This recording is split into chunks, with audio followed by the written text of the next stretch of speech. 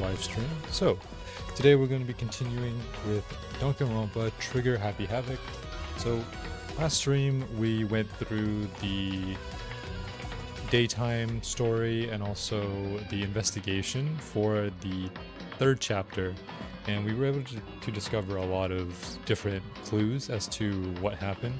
So it seems like Kiyotaka and Hifumi were both murdered, and at first I suspected that one of them was faking it, but then after the second announcement by Monokuma happened, then I knew for sure that both of them were dead. In terms of who I think did it, I do have my suspicions, and before we go into the class trial, I'm going to lay them out here so we have a general sense of where I'm thinking. So I believe the most likely suspect to have done this is maybe Celeste. And the reason why I think that is because when we were chasing the culprit, she was the one who screamed, right? And when she screamed, we all went towards her. What if that scream was not a scream of fear, but more of a distraction, right? Because let's say that this culprit wanted to escape and they were teaming up with Celeste.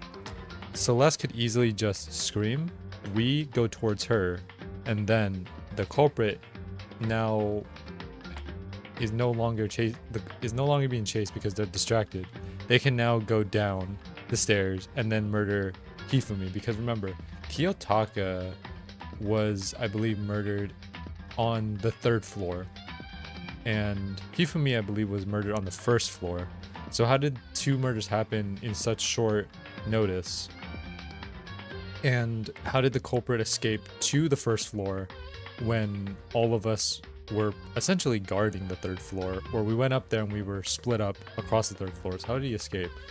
So I'm curious if that has anything to do with Celeste. Now, maybe my logic doesn't necessarily add up in that sense, but that's what I think. I think Celeste is likely to be the culprit because of the way that she screamed and the way that she distracted everyone. I'm not sure, but that's what I'm going into. So without further ado, let's go ahead and make our way back into Danganronpa. Go ahead and load the game here. And continue. I also want to cut the music. Sorry, let me just make sure the music is cut here. Okay, and then I want to also adjust the volume, make sure that the game is not extremely loud. Now, because we are going to a class trial, the voice acting will be there to support it. So I won't be talking too much. I'm just going to let the voice acting do its work. And then after we get to a point where we have to kind of go into contention about what to really pull out of there, then I'll start talking. So let's get into it. Everyone heard Monokuma's proclamation, and they were gathered by the red door. And as soon as we were all there, Monokuma appears! oh, there's 2 Monokumas. Wrong! Nope, not multiplication. It just looks that way because of an illusion. I'm moving so fast, it only looks like I multiplied. Can you guys tell which one is the real Monokuma? Can we just get on the elevator already? Boy, tough crowd. We're not playing along. Stop talking. I'm not here to play with you. Okay. Okay, fine. Hey! Then if everyone's here and ready to go, please board the pain train, or elevator. I'll see you guys down there. Let's go. Okay then, shall we? Please! Hold on, I'm not mentally prepared yet. What the heck? You'll never be mentally prepared. You can't just run away anymore, hero. You're gonna pay for it soon. What the heck? I told you already, I didn't do it. For serious. That reminds me, did you ever find the other costume? Or the note? Well, no, but how unfortunate. Then it would seem we have our culprit. Hey. This isn't the place to talk about it. Save your accusations for when we get to the court. That's right. He's right. Let's get down there first, and the story can really begin. Yeah, good idea. That's right. We have to. We have to do it. We can't let whoever kill Hifumi and Taka get away with it. For everyone who's still alive. And for the two that lost their lives.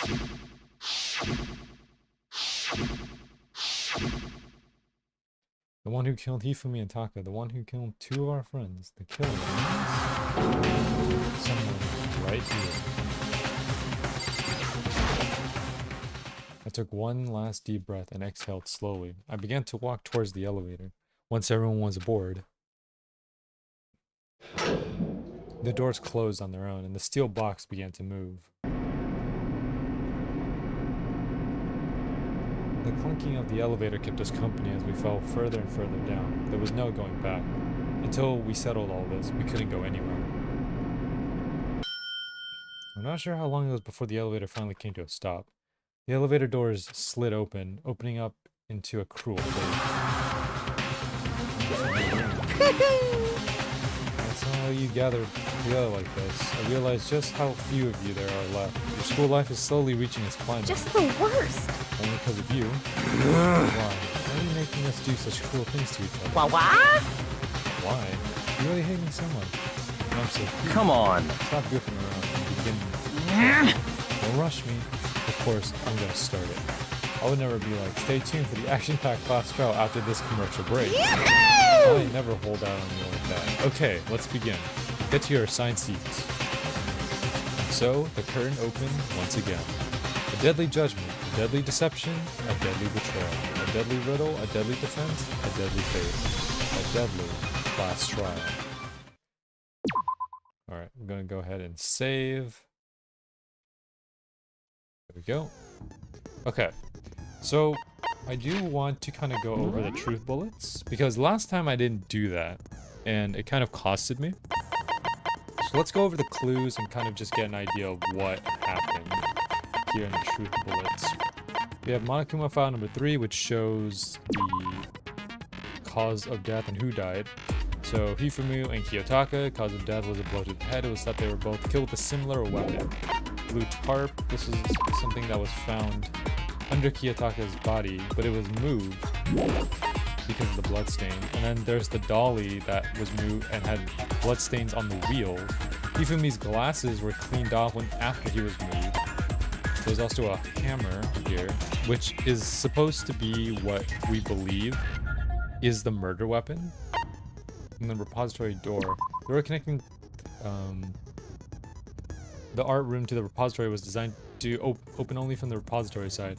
According to Aoi, it was locked during the search for the missing body. However, when the body was rediscovered, it somehow became unlocked. So we suspect that someone was probably hiding in the repository while we were searching. And there's the equipment room bloodstain. You can see the wheel tracks. So I'm suspecting that this dolly and this wheel track here are connected. We also have glasses cleaning cloth, which was Hifumi, I believe. And then there's Celeste's account. Hifumi's body disappeared when Celeste and Aoi left the nurse's office to use the bathroom. Apparently they weren't gone for more than a minute or two. Okay, I'm being a bit more cautious with Celeste. Then we have Hero's message. Me in the dining hall. Yeah.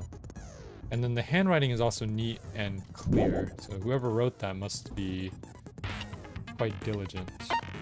We also have Robo Justice blueprints. So basically making sure that the arms are bending, or at least the way that it's designed gives a particular design. We also know that the Robo Justice costume was designed specifically for Hero and no one else could fit in it.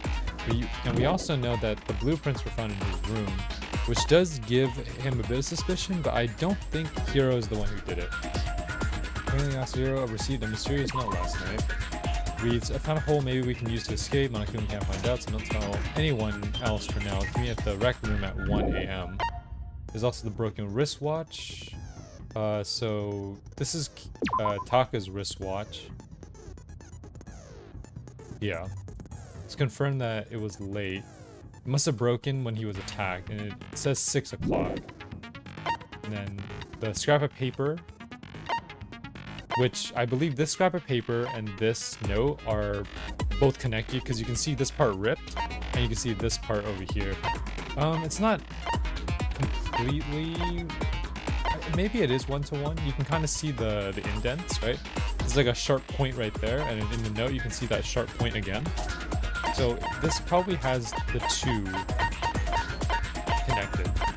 Hifumi had a note hidden on him. So this was Hifumi note, and then this was the Kiyotaka scribed paper, which means that Hifumi and Kiyotaka were both together at some point because you can see that these two pieces connect. And of course, the handbook. So based on that, I think we have a good idea of how to go about this. But let's just get into the trial. We're going to be very careful about this because last time I went into the class trial, I was very confident. And the confidence eventually backfired on me because I ended up getting into a situation where I couldn't figure out what to do next or what to say. So let's pay attention very closely and use our truth bullets wisely. Let's go here. So we have attentive influences, or attentive influence. Increase the influence gauge by 2. Effective during the class trial, cost 2 SP. Increase the time limit for each phase. Effective during the class trial. I believe Lost in Thought would be good for us. Cool and Compose. Steadies your aim a little. Effective during the non-stop debate and Hangman's Gambit. I believe that's good. Let's equip these skills. Let me see. Increase the damage to the opponent when a statement is destroyed. Effective during bullet time battle. Cost 3 SP. So we have a lot of SP to use. Vocabulary increases the bullet capacity. Effective during the bullet time battle. So these are all the skills we have. Yeah, we'll just go ahead and use those. Welcome to the stream, Josh. We're just about to get into the trial, so let's approach this. Let's begin with a basic explanation of the class trial. So, your votes will determine the results. If you can figure out who done it, then only they will receive punishment. Gamer, but better. But Welcome in, T-Man. if you pick the wrong one, then I'll punish everyone besides the blackened, and the one that deceived everyone else will graduate. Now then, to begin with... We already know who did it. Was that? It was Hiro. He does not have an alibi for when the murders Who took do you think it place, is? and we I found the wrong believe suit. it's Celeste.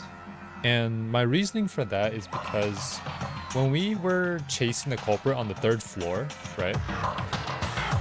Let's say that the 3rd floor was being guarded by everyone, right? Let's say everyone was kind of looking at the 3rd floor, so the culprit couldn't escape. Celeste, I believe, was the one who screamed on the 3rd floor. But what if her scream was not necessarily a scream of fear, but more of a distraction? So in order to distract us and get the culprit down there. That doesn't really make her the culprit necessarily, but it could be maybe to buy someone time. So I have a feeling that it may be Celeste somehow. I just don't know how to piece it together, but I have my suspicions. Don't try and deny it. You killed them. I didn't! Someone knocked me out! I was I don't asleep think the whole Hiro time. did it. I don't know anything about it! Shut your murdering mouth, murderer! Who are you calling a murderer? I am sorry to say, Hiro, but we do have evidence. Blueprints for the suit. Parts we assume were used to build it, and all of it was found in your room. You have to admit, the evidence is quite compelling. It points to you as having created the suit and wearing it while committing crime after crime. How many times do I have to tell you? I don't know! I don't know! Is she really the killer? Or before anything else, we have to make that clear.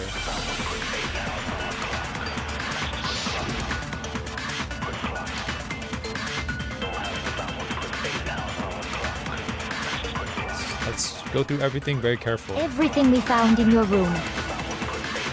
The blueprints, the suit parts, they are all proof enough that you are the culprit.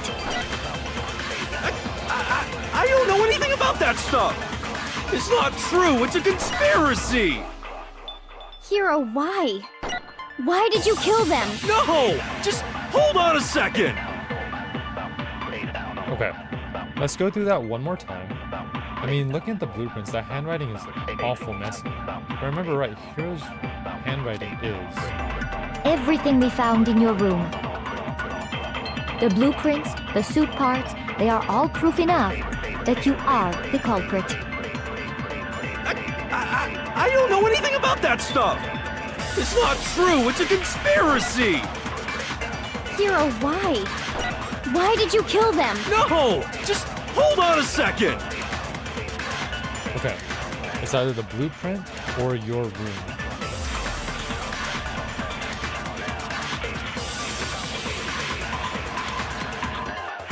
Everything we found in your room. The blueprints, the suit parts, they are all proof enough that you are the culprit. I don't know anything about that stuff. It's not true. So we know It's a that the message conspiracy. here is Hero, why? good handwriting. Why did you kill them? But the No, blueprints just don't hold on a have second. as good of a handwriting. It's much more messy, is what Makoto is saying here. Everything we found in your room. The blueprints, the suit parts. No, that's wrong.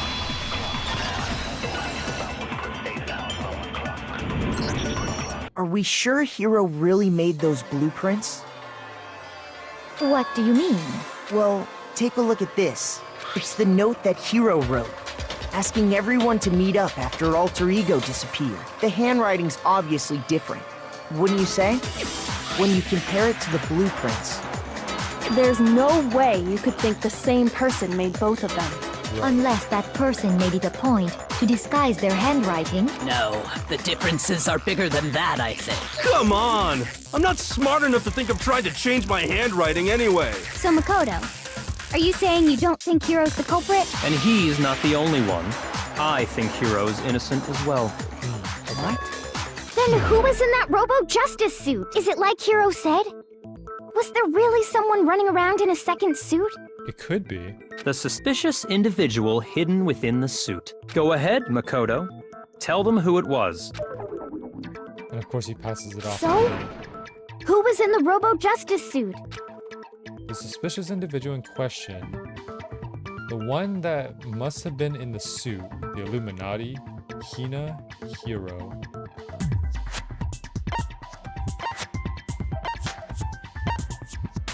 Okay.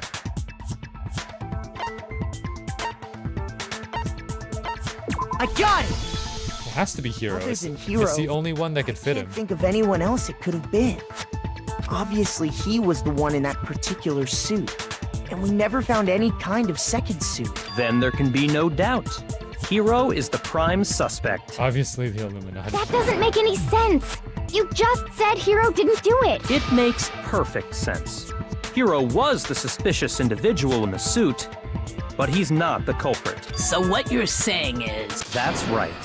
The culprit in this case has nothing to do with being in the Robo-Justice suit. What? Now that's a bold assumption. And what reason do you have to make such a statement? You do have a reason, yes? Of course. But before we get to that, there's something else we need to clarify first. So let's get that out of the way. Hey, stop trying to boss us around. All things have a proper order. So what is it? What needs to be clarified? We must clarify the method of transportation for Taka's lifeless body. It would seem that his corpse was moved using certain particular items. Makoto, can you tell us what they were? I believe it was a dolly. I got it! There's still one more thing. Dolly, and then I believe it was the tarp. I got it! They were a dolly and a tarp, right? What's with the attitude? So, let's see if I can explain. Taka's body disappeared from the equipment room, and then we rediscovered it in the repository. And when we found it for the second time, it was wrapped in a blue tarp, right? It was the same tarp that up until then was stored in the equipment room. Right? So the killer must have seen it there and decided to use it when they moved Taka's body. That way, they wouldn't leave any bloodstains while they were moving it. Okay, that explains the tarp. And the dolly? Same thing. I'm sure the dolly was in the equipment room when we first found Taka's body there. But when the body disappeared, so did the dolly. Right? Later, when Taka's body reappeared in the repository, so did the dolly. I'm not sure if it's just me or if it's the perspective. The dolly looks much bigger in the repository than it did in the other room. In other words, you think they used the dolly to move the body. Am I right? But are you sure you are not mistaken? Huh? Are you absolutely positive the dolly was in the equipment room when we found Taka's body? That dolly was made specifically for moving large objects between the repository and the art room. It would be very strange indeed to discover it had made its way to the equipment room. Is it not possible that it was in the repository all along, and you simply didn't realize it? She's raised an objection. How do you respond? There is no shame in being wrong. Nobody expects much from you anyway. That's not very nice. We have all accepted the fact that you rarely understand what is going on around you. If anyone sounds so nice while being so mean, then maybe I can change your mind. I can explain to them why the dolly must have been moved from the equipment room to the repository. A new element has been added to bullet time battles. Yes. Let's talk about reloading. Starting with this next bullet time battle, we're going to add one more ingredient to the recipe. On the bottom of your screen, underneath the tempo marker, you'll see your ammo count. Up until now, there hasn't really been a limit on how you destroy your opponent's statements, but from now on, just locking in and pressing the left mouse button won't be enough to handle them. Now it'll cost you 1 bullet to destroy a single remark. Once you run out of bullets, you can't destroy any more statements, no matter how locked on you are. However, you can reload by pressing the tab key. Just like locking on, you'll have to press the tab key in time with the tempo marker. Basically, just remember that the tab key now has a function along with the RMB and LMB keys. You will automatically reload at the start of fever time and your ammo will not decrease. But if your action difficulty is set to gentle, you won't have to reload at all, in which case you can ignore everything I just said. Well then, good luck and have fun.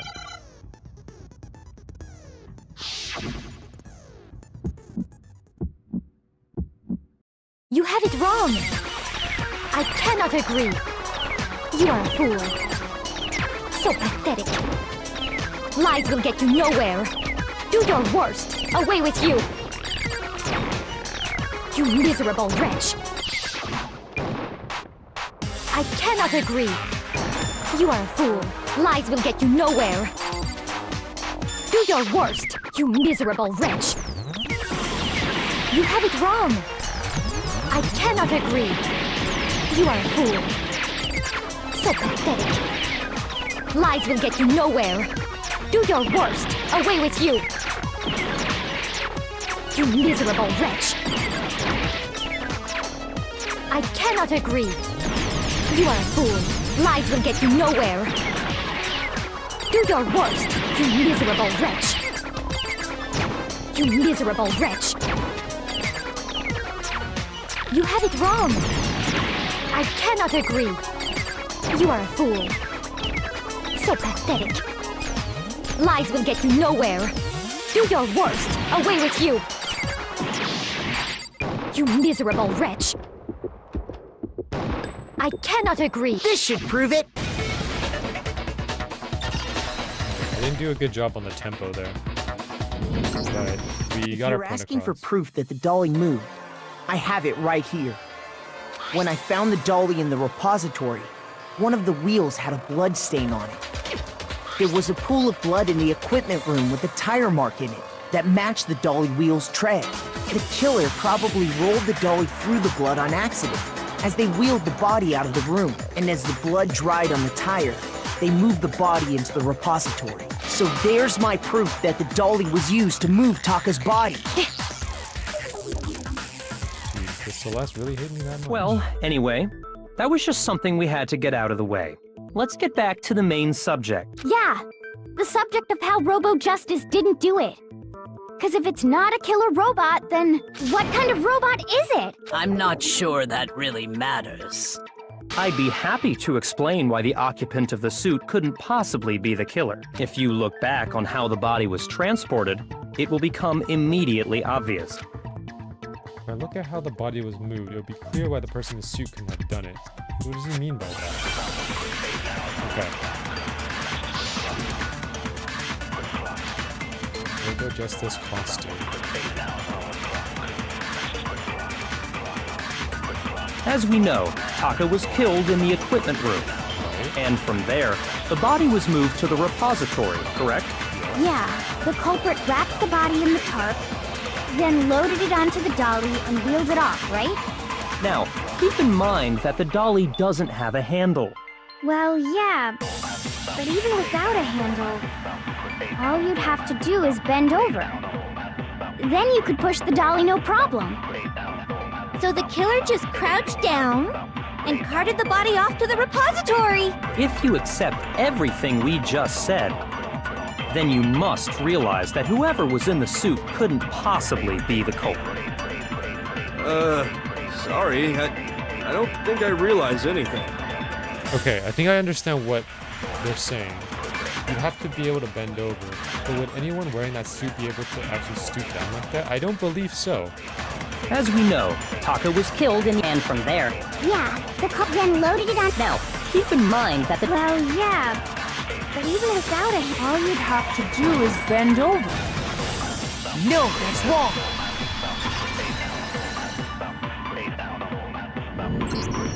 You're absolutely right that you could push a dolly without a handle if you stoop down low. But if you were wearing that suit, do you think you could actually get into a position like that? What do you mean? Think back to what you said when we were all checking out the suit together. Remember? I'm blind as a bat in here. I can't see my feet at all. I'm surprised you got anywhere in this thing. I'm telling you, it wasn't me.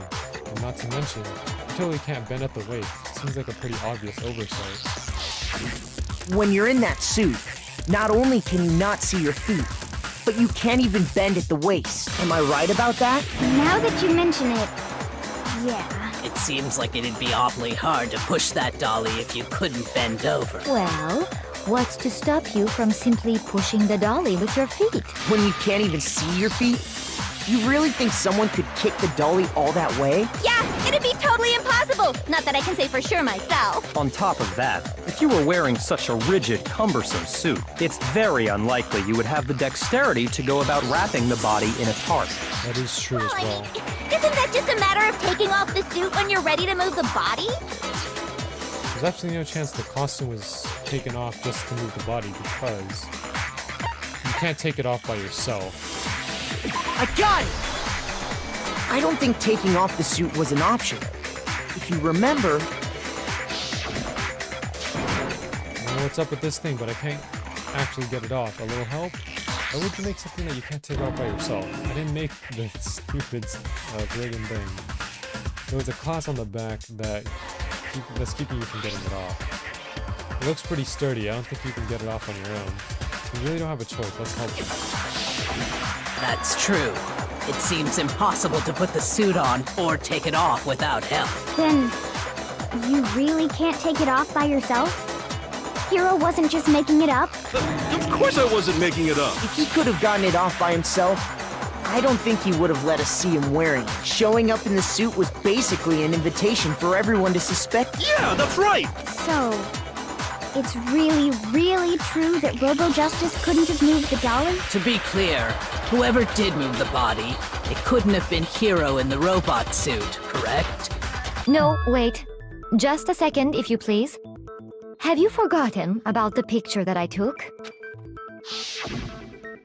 You all got a good look at it, did you not? The image of Hifumi being dragged away by Robo-Justice? Celeste is getting quite defensive, so I'm going to put a bit of suspicion on her for this. If whoever was in that suit is not the culprit, how do you explain that? Besides, do you remember what the now deceased Hifumi said? How did you get hurt? That guy hit me.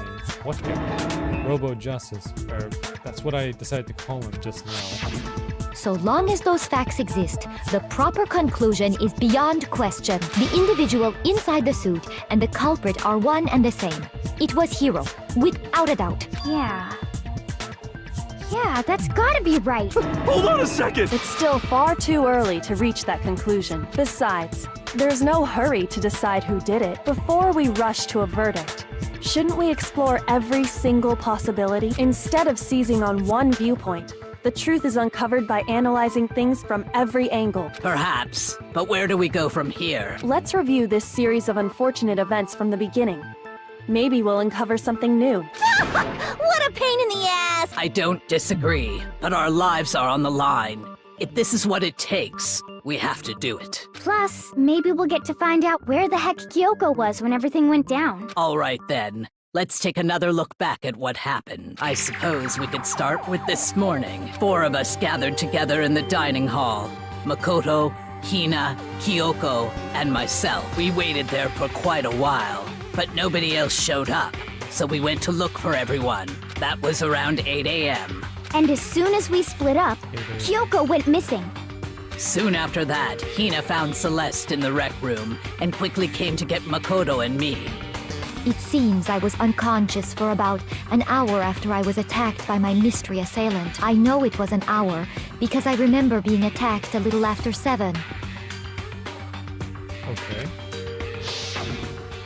That was when we saw Celeste's picture and discovered that her assailant had been wearing a strange costume. As it turns out, it was Robo-Justice. It also soon became clear that this same Robo-Justice had abducted Hifumi. We were soon joined in our search by Byakuya and Toko, and then went on to find Hifumi in the library. He was injured, so we took him to the nurse's office and resumed our search for the suspect. But not long after leaving the nurse's office, What's wrong? I saw a shadow, something moving around at the top of the stairs. When Celeste told us that, we decided to split up and search the second floor. This is the point where I suspect Celeste, because you see how she set up a point where everyone splits up and she has a chance to do something. And soon after that, I saw someone moving around on the 3rd floor, and I yelled out to everyone as soon as I did. Celeste, what's wrong? That was a rather intense scream for someone like you. I saw him, a strange costume man. He ran off as soon as I screamed. I was walking the stairs, so he headed further down the hallway and disappeared. and then,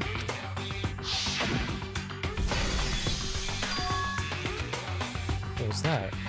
I came from downstairs. It must have been Hifumi. He's in the nurse's office. This is bad. Come on, we have to go back. at that point we decided to divide up into 2 groups. Celeste, Hina, and I went back to the nurse's office, while Sakura, Byakuya, and Toko chased after the suspect. When we got back to the nurse's office, we found Hifumi. And that's when we heard the body discovery announcement. I left Celeste and Hina there and headed back to the 3rd floor to let the others know what had happened. meanwhile, we had just discovered Taka's body in the equipment room. Okay, here's what I believe. I believe the first announcement We might must have been... found both bodies at almost exactly the same time. I believe the first announcement has to be Taka, because Hifumi was alive for some time. Okay. Let me try to piece my logic after they state the facts. Because we heard the same announcement not long after we discovered his body. And that's when I told you guys about Hifumi. Then the 3 of us headed for the nurse's office. But right after we left the physics lab, we ran into Celeste, who'd arrived after us. And she told us something very surprising. Why would Celeste be all the way up here all of a sudden? Hifumi's body has disappeared. We rushed back to the nurse's office and saw that she was right. Then we remembered we'd left Toko passed out in the equipment room, so we hurried back again. This can't be happening. Are we hallucinating all this or something? But when we got there, we discovered that now Taka's body had also gone missing. Next thing we knew, we were searching the school for 2 missing dead bodies. And after some time, Celeste informed us that she'd found the bodies, and we all headed to the repository, which is where we rediscovered the corpses. Convenient that she would be the one discovering the bodies. I think that about covers it. I see. The whole thing sounds exceptionally complicated. It certainly seems to me that these are not a simple series of connected events. Okay, well, if that's true, then what? Rather than a single series of events, I think we have to consider each murder a separate situation. And from there, we can uncover the contradictions surrounding all of them. Now then, let's get started, beginning with what happened to Taka. The contradictions hidden in what happened to Taka. In order to uncover the truth of this, I have to find them, no matter what.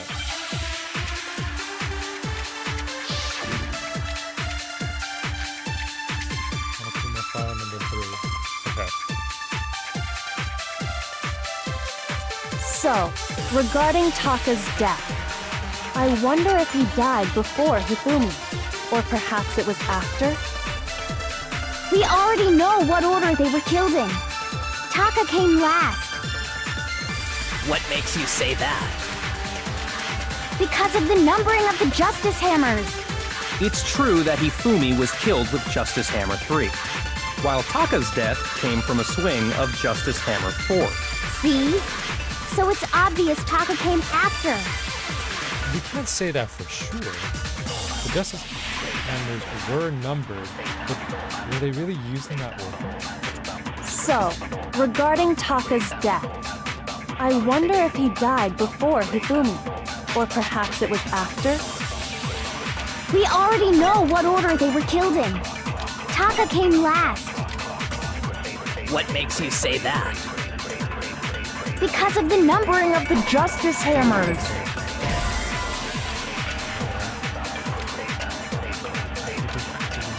Shoot! Okay. There has to be a contradiction somewhere.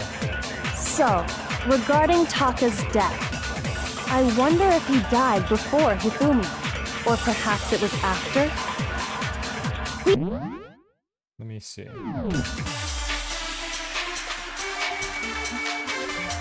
Taka came last. What makes you say that? Because of the numbering of the Justice Hammers. It's true that Hifumi was killed with Justice Hammer 3, while Taka's death came from a swing of Justice Hammer 4. See? So it's obvious Taka came after. Were numbered, but were they really used in that order? So, regarding Taka's death, I wonder if he died before Hifumi, or perhaps it was after? We already know what order they were killed in. Shoot! So, regarding Taka's death, I wonder if he died before Hifumi, or perhaps it was after? We already know what order they were killed in. Taka came last. What makes you say that? Because of the numbering of the Justice Hammers. It's true that Hifumi was killed with Justice Hammer 3, while Taka's death came from a swing of Justice. See? Okay, it can't be the it's Monokuma obvious file Taka then. came after. I'll probably have to pull from the order. So, regarding Taka's death, I wonder if he died before Hifumi, or perhaps it was after? We already know what order they were killed in. Taka came last. What makes you say that? Sorry, I forgot how to pull evidence.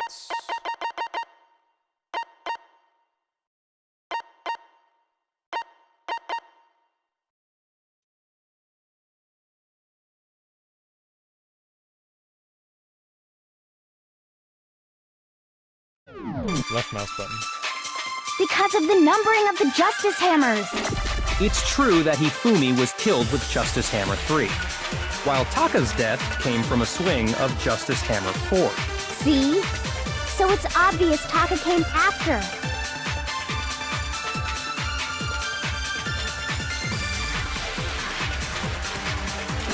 So, regarding Taka's death, Again, I have my I suspicions on wonder you. if he Okay. died before Hifumi, or perhaps it was after? We already know what order they were killed. No, that's wrong! I have to just pay attention to the clue after the entire conversation. Hold on. There's no reason to assume that the hammers were used in the same order as their numbers. If anything, that's just another way the killer tried to disguise their actions. So you're saying the culprit wanted us to think the hammers were used in order, but in reality, Taka was killed before Hifumi? Okay then, let's see the proof. Evidence that proves Taka was killed before Hifumi. There's something that relates to what time he must have died. The watch.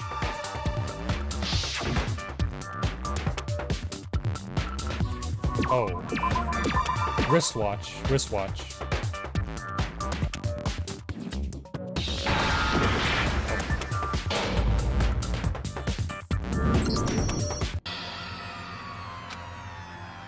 Alright, I messed up the... I forgot you have to spell it out. You can't just click the numbers.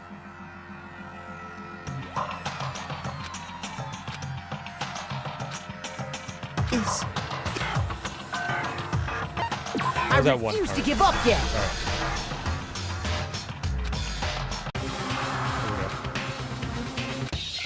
So I have to spell it, because I clicked T because I was trying to click on the letters to fill it in. You gotta pay attention to the ordering of the letters. I.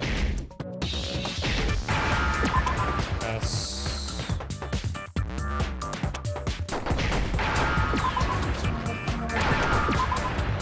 A, P, or C. C is next.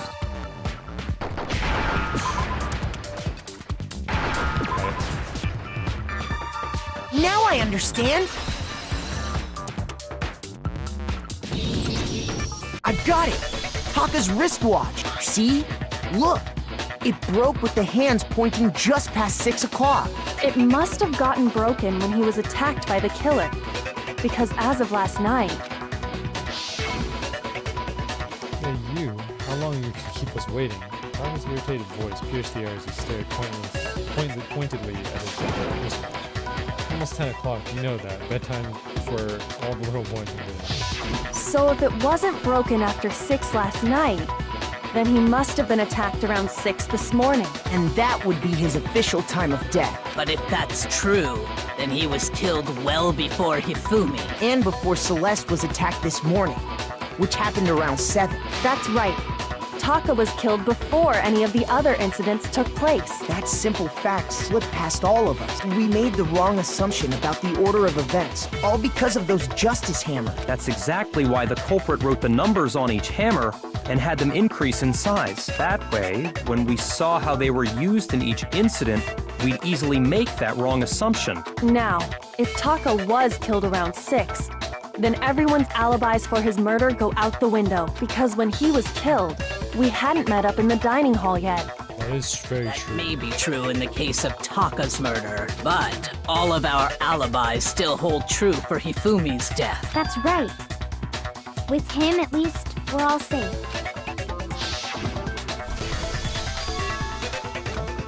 What was that?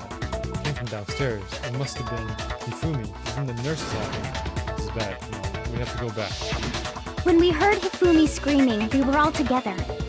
Except for Hiro and Kyoko. Then we all ran down to the nurse's office, and that's where we found his body. That's totally true. We're all in the clear. Oh, I know! They must have recorded him screaming on a tape or something, then played it later on! If that's true, where's the tape? I don't know. Don't just go making stuff up. Anyway, we all have rock-solid alibis for when we heard Hifumi scream. Since all of us were there together, clearly none of us could have killed him. And it does not stop there.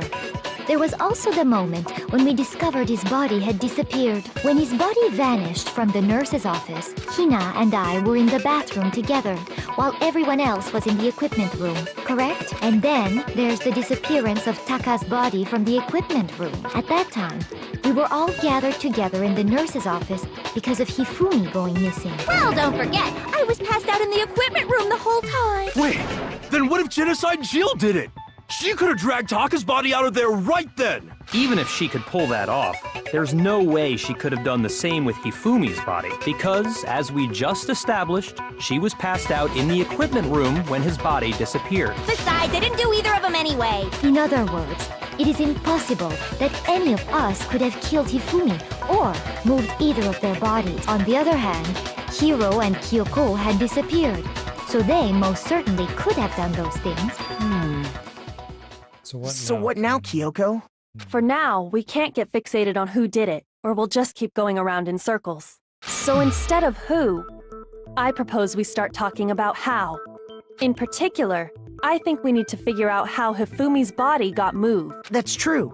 We searched everywhere, but we couldn't figure out how to explain his body disappearing. And according to what Celeste said, We could not have been gone for more than a minute or two, though. So then the Kino was able to get in and move Hifumi's body in that short amount of time? It would seem so. his body apparently disappeared in the 1 minute her and Hina took their eyes off of it. But to carry that much weight from the first floor up to the third in that short amount of time? Oh man, yeah! There's no way! It'd be impossible! Well, what if I told you there was a way to make the impossible possible? Really? What? How? If the dead body were to move itself. The dead body moved on its own? No! Not another ghost! I don't think it has anything to do with the occult. I think what she's implying is we thought Hifumi was dead, but perhaps in reality he was still alive. Oh. He was alive? Are you saying Hifumi wasn't carried out of the nurse's office, but simply walked out on his own? But I mean, we found his body. He was dead. Perhaps he was simply playing dead. No, that makes a lot of sense. Because his glasses were cleaned. If he were to move, he would need to see, which is why he cleaned off his glasses first. And then he moved. That it isn't possible. The idea Hifumi was still alive is really possible. Okay.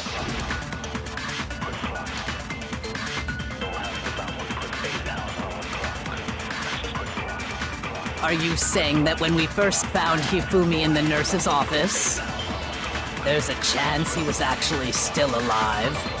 No, it is impossible. Hifumi was dead, without a doubt. And you know that how? Surely you heard the body discovery announcement along with the rest of us. Hifumi's dead body had been found. And that is why the announcement was made. Are we really so sure about that? Maybe the announcement was intended to signal someone else's discovery. So the body discovery announcement was only made once, but Hifumi and Taka's bodies were restored at almost exactly the same time. Are you saying that when we first found Hifumi in the nurse's office, there's a chance he was actually... No. It is impossible. Hifumi was dead. And you know that how? Surely you heard the body discovery and Hifumi's dead body had been found. I pressed no, right it's click. wrong.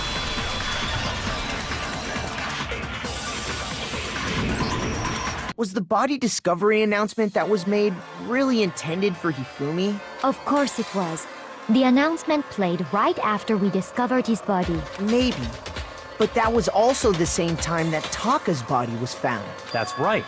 It wasn't long after finding his body that we heard the announcement. So there's a good chance we've made a mistake in there somewhere. I think we've confused whether the announcement was for Hifumi or Taka. First of all, if 2 bodies had been found, there really should have been 2 announcements. Maybe Monokuma simply got lazy and rolled them together into one. No. What do you say, Monokuma?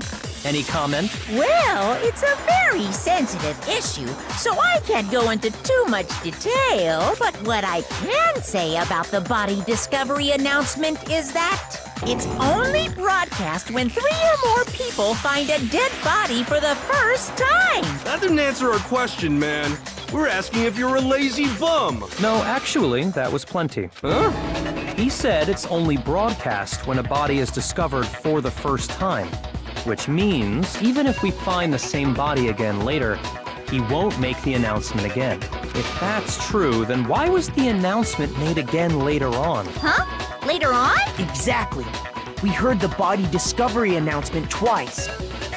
Second body discovery announcement. The first time it played was when we found each body in the nurse's office and the equipment room. And the second time was when the bodies were rediscovered. I got it! We heard it a second time in the repository, when we rediscovered the two bodies.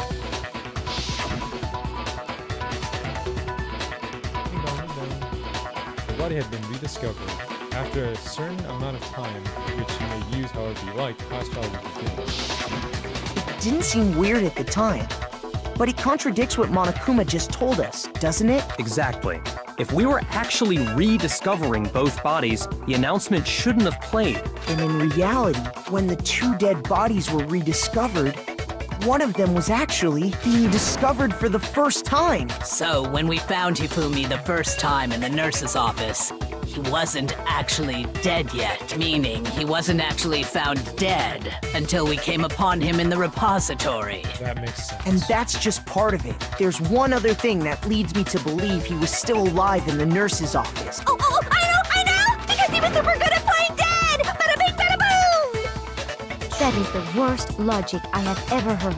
But honestly, I do not think there's anything that can prove he was still alive. Okay then, let's take another look at the events surrounding the discovery of his body. Then it should become clear whether he was really alive or not. This whole thing is pointless. Celeste is getting very defensive. You can see here, she just wants to prove Hiro is guilty because she wants this all to end and get away with it.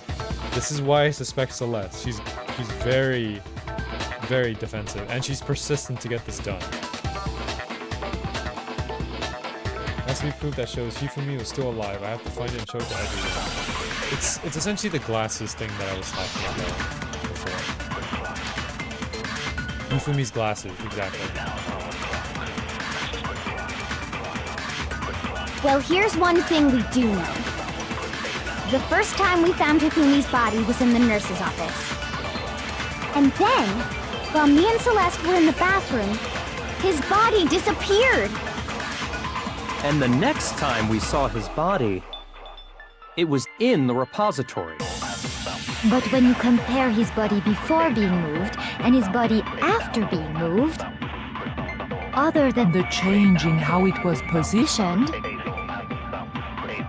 there was no notable difference. I can see right through that statement the first time. No need to replay that. In fact, there was one clear difference between Hifumi in the nurse's office and the repository. His glasses. That fact alone proves that he was only playing dead in the beginning. Perhaps you'd like to fill the rest of us in? When we found Hifumi in the nurse's office, his glasses were covered with blood. But when we found him again later in the repository, they were spotless. And I found the item he used to wipe them clean in the nurse's office trash can. The evidence I found in the trash can in the nurse's office was the glasses cleaning cloth. I got it! It was a glasses cleaning cloth featuring a certain cartoon mascot. One look at the bloodstain on the cloth should make things clear. This piece of cloth was used to wipe Hifumi's glasses clean, and the mascot on the cloth is the same one that's on the digital camera, right? And whose digital camera was it? Hifumi's, of course. The character was Princess Piggles from Demon Angel Pretty Pudgy Princess, I think. I highly doubt anyone but Hifumi would have brought something like this to school. I see your point. And the only people here who wear glasses are... I wouldn't be caught dead using a tacky piece of garbage like that. A few tissues is all I need to keep my glasses clean. Then there's no question. It belonged to Hifumi. So what you're Title is saying is... Well, What exactly? you can't really judge the title when maybe not most, but some animations nowadays have some of the most absurd titles that you'll ever see. What I'm saying is, the blood on his Even glasses some was wiped away using his own mangas glasses and cleaning manga. cloth. Even if that is true, it does not mean he wiped the blood off himself. But who would benefit from a clean pair of glasses other than the glasses owner? That's a good point. And it must have been him, right?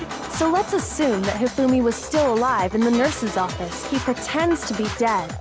Then when he's alone, he wipes his glasses clean so he can see. Then he stands up and walks out on his own 2 feet. And with that, the impossible task of moving his copious corpse becomes possible, wouldn't you say? That's But correct. then, if he was just pretending to be dead, what was with all that blood? Was it paint or something? The fridge in the nurse's office contains packs of blood for emergencies. He probably used one of those. He figured if he was gonna play dead, he should go all out. So he just dumped it everywhere. But he got crazy with it and had to wipe his glasses off when he was done. God, what an idiot! And if Hifumi was still alive at that point, the disappearance of Taka's body is easily explained. It should be perfectly obvious who must have moved Taka's corpse. The one who moved Taka's corpse was Hifumi? I got it! It could only have been Hifumi. While we were all gathered in the nurse's office, he went to the equipment room and took Taka's body. That also explains how the door to the repository got locked. The door was locked? Well, after the bodies disappeared, we all went looking for them, right? So me and Sakura headed for the repository. But when we got there, the door was locked.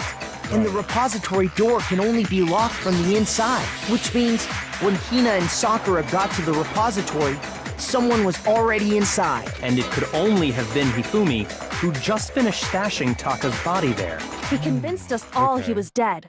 And when he saw his chance, he dragged Taka's body to the repository. So, Hifumi wasn't just another victim in this case. He was one of the assailants. But that means he took part in the murders. I just can't believe it. If you're having trouble, would you like me to show you one more piece of evidence? Please. There's more? Oh, absolutely. The single biggest fact pointing to his involvement has yet to be revealed. You know what I'm talking about, right, Makoto? The item he took off of Taka's lifeless body? The note.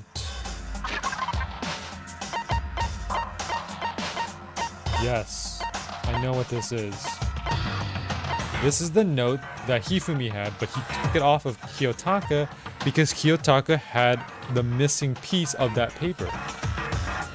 I got it! You're talking about the note Hifumi had hidden away, aren't you? Hidden note? That's right. We found it stuffed in his pants. What? In his pants? Yes, his pants. Okay, well, forget about the pants for now. Take a look at what the note says. I found a hole maybe we can use to escape. Monokuma can't find out, so don't tell anyone else for now. Let's meet at the equipment room at 6 a.m. That's the note I was telling you about. The one that told me where to go. Huh? Wait, this one's a little different. In my note it said, Monokuma can't find out, so don't tell anyone else for now. Let's meet in the rec room at 1 a.m. I see. Then this note isn't the same one Hiro got. It's not the same? In other words, the killer got in touch with another person besides Hiro, and that person could only have been... Taka. Hifumi's pants? I got it! That's right! Taka! The killer used this note to draw out Taka and murder him. Hello? Over here! Objection! Objection! I don't really understand what's going on, but Hifumi had that letter, right? So whoever wrote it wasn't drawing out TikTok, they were drawing out Huffy! Just to be clear, TikTok is Taka and Huffy is Hifumi, right? Ugh! Yes! Why must you ruin it every time? Genocide Jack is seriously scary, but still, I can't let her get to me.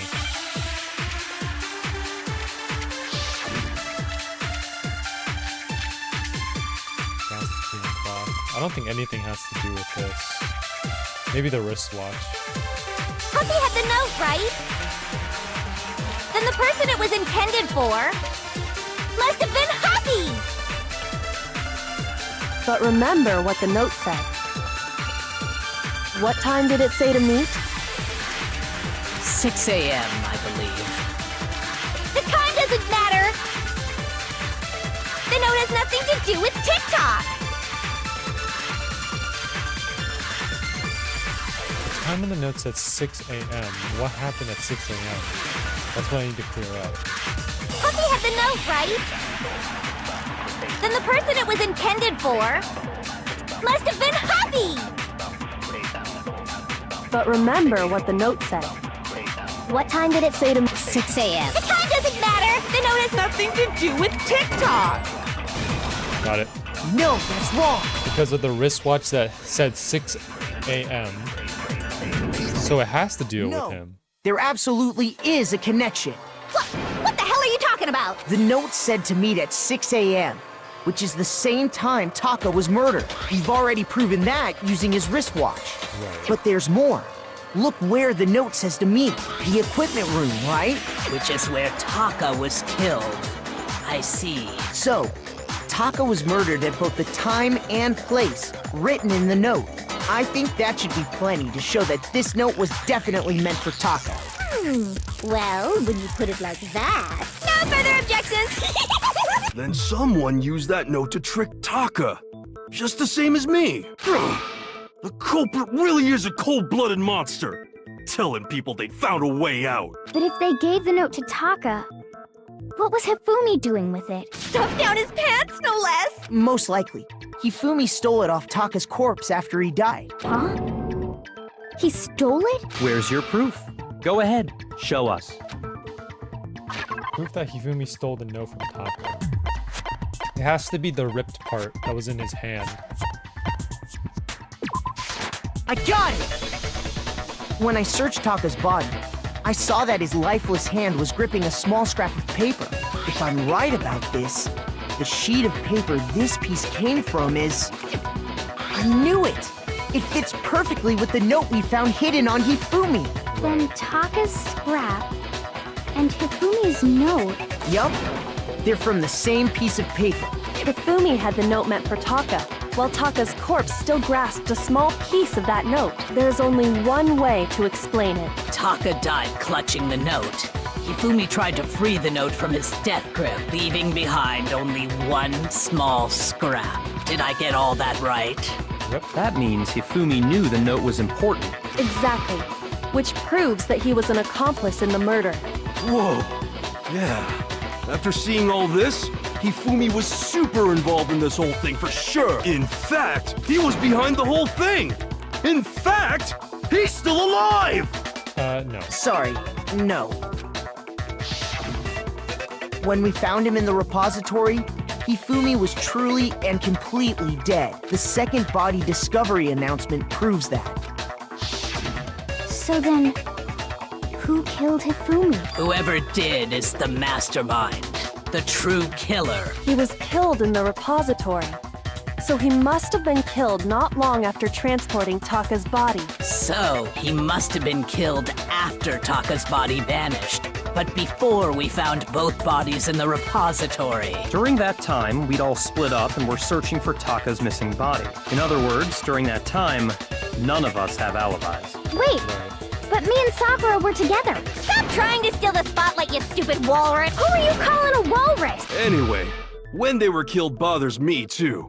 But there's something that's been bothering me even more. And what might that be? The weapon they used to kill Hifumi. The weapon? Yeah, because I mean, according to the Monokuma file, the way Taka and Hifumi were killed was almost the same, with them having similar fractures and all.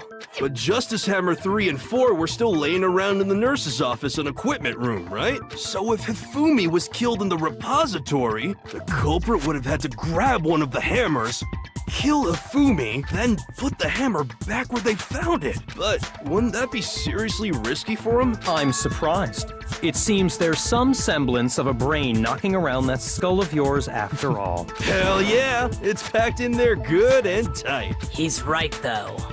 I don't understand it either. The Monokuma file makes it clear that they were killed using similar instruments. But if the hammers were already laying around those other rooms... So the question is, how could the culprit have gotten their hands on either of the hammers? Personally, I haven't a clue. So which hammer was used to attack Celeste? Number 1 or number 2? Those were accounted for in other rooms too. And I don't think either one is big enough to kill someone. Then, Is it not possible they used a different weapon? It could be. I don't think it is possible. They were both killed with the same kind of thing, right?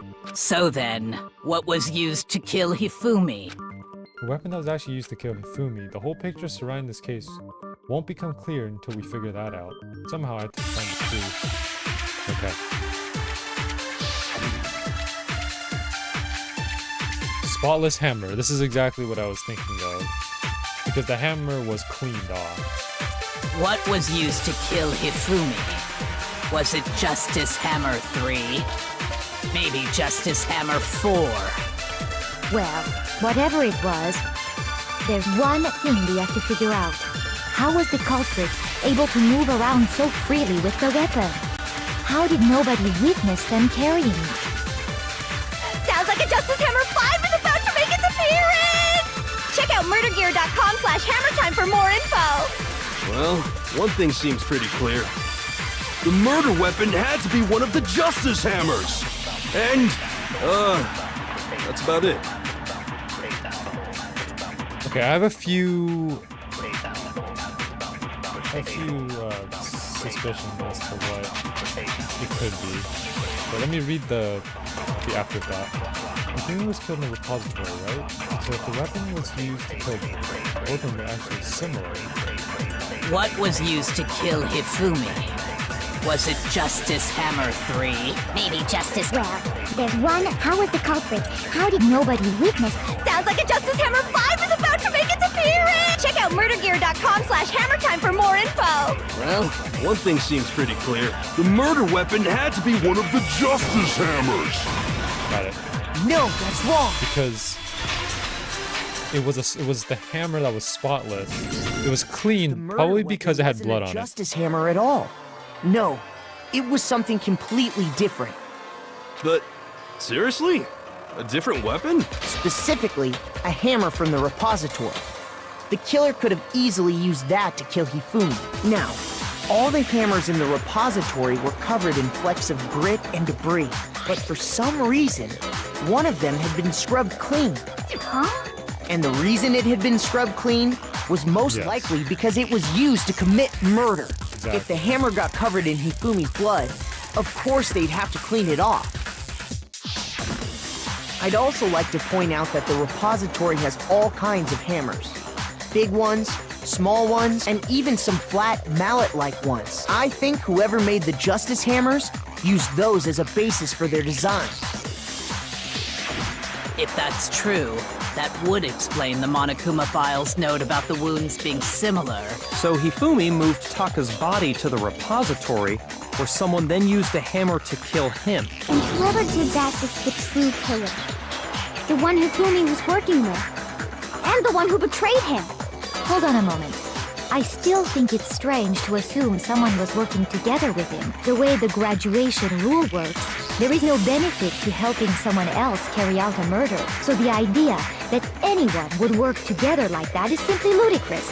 We talked about this, did we not?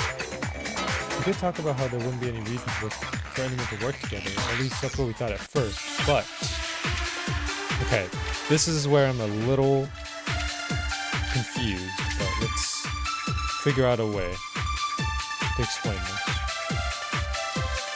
Based on the rules that have been laid out for us, even if more than one person is complicit in the murder, only the one who actually carried out the act can graduate and survive. Assuming the rule holds true, it is simply impossible that two people work together on this. That is how the rule was explained to us. But that only really applies if there's one murder, right? In this case, however, there were two murders. Can you really say there's no chance two people work together? Based on the rules that have been laid out for us, even if more than one person is complicit in the murder, only the one who actually carried out the act, assuming the rule holds true. It is simply impossible that two people work together. That is how the... But that only really applies. In this case, however, there were 2 murders. It's the other way around. Shoot! Based on the rules that have been laid out for Even if more than one, only the one who actually, assuming the rule holds true.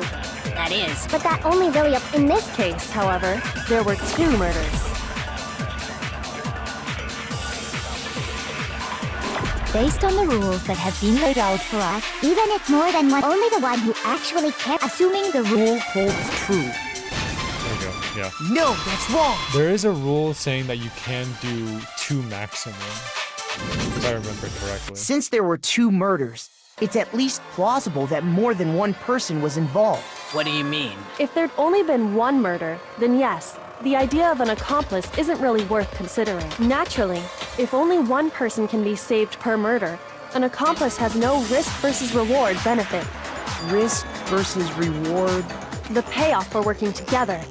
The reward that balances out the risk of taking part in a scheme. There's no point in being someone's accomplice if there's no benefit to you. However, if there were some potential mutual reward for the risk, then cooperation becomes possible. You're saying that 2 people could act as each other's accomplices to commit 2 separate murders. Yeah. In the sense that of what I'm looking at here, there's 2 murders, right? But what if one person does one, the other person does another? Then, in that case, if no one finds either of them out, it's guaranteed that they'll be scot-free. However, in order to guarantee only one person gets out, one of those accomplices must betray the other. I think that's what the true killer told Hifumi. They would each have an accomplice for their crime, and based on the case's events, Hifumi would have been the first one to act, murdering Taka. They made him carry out the first murder so he couldn't back out of helping them later on. So in this case, there wasn't one single person committing multiple murders. It was a person, it was 2 people committing 1 murder each. Instead, each person Exactly. killed someone, creating 2 separate incidents. And it only looked like one person because that's how the true killer designed it to look. A single suspicious individual, a similar weapon used in each crime, disappearing bodies. By creating one seamless set of circumstances, they made it look like one person was behind it all.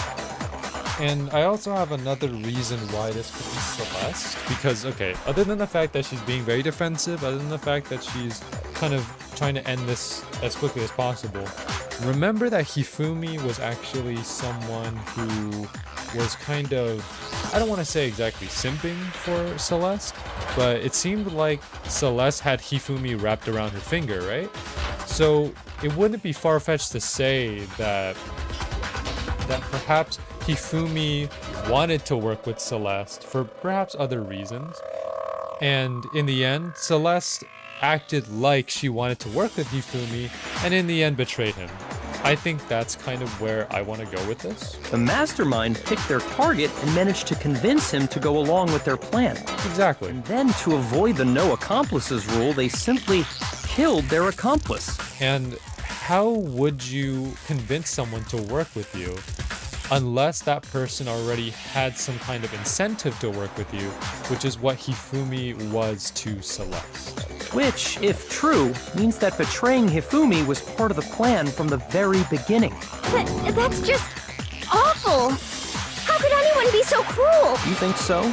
I can't help but admire its cunning. Still, their choice of accomplice seems odd.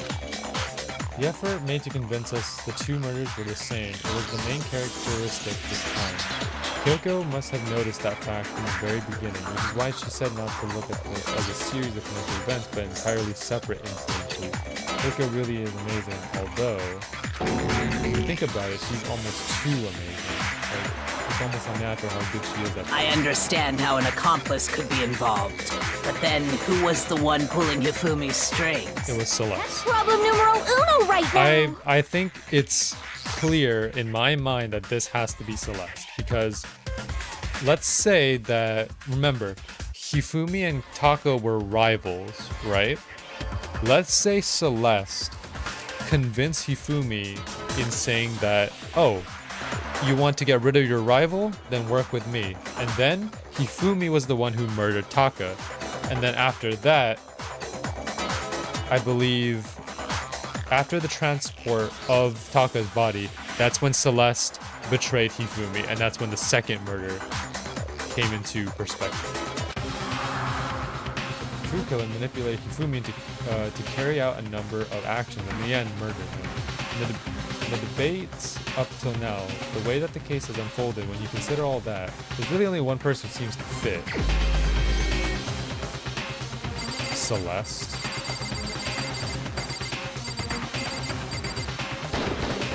Here's my answer. It was Celeste. So I'm the suspicious individual now, am Yeah. I? Everything points to you. I really do hate this kind of joke. A joke? I wonder. So what you are saying, then, is that I specifically chose to work together with Hifumi. Yes. The idea that I would choose to spend any amount of time interacting with him, that I would go within 10 feet of that shit from brains, that lazy, worthless, goddamn idiot!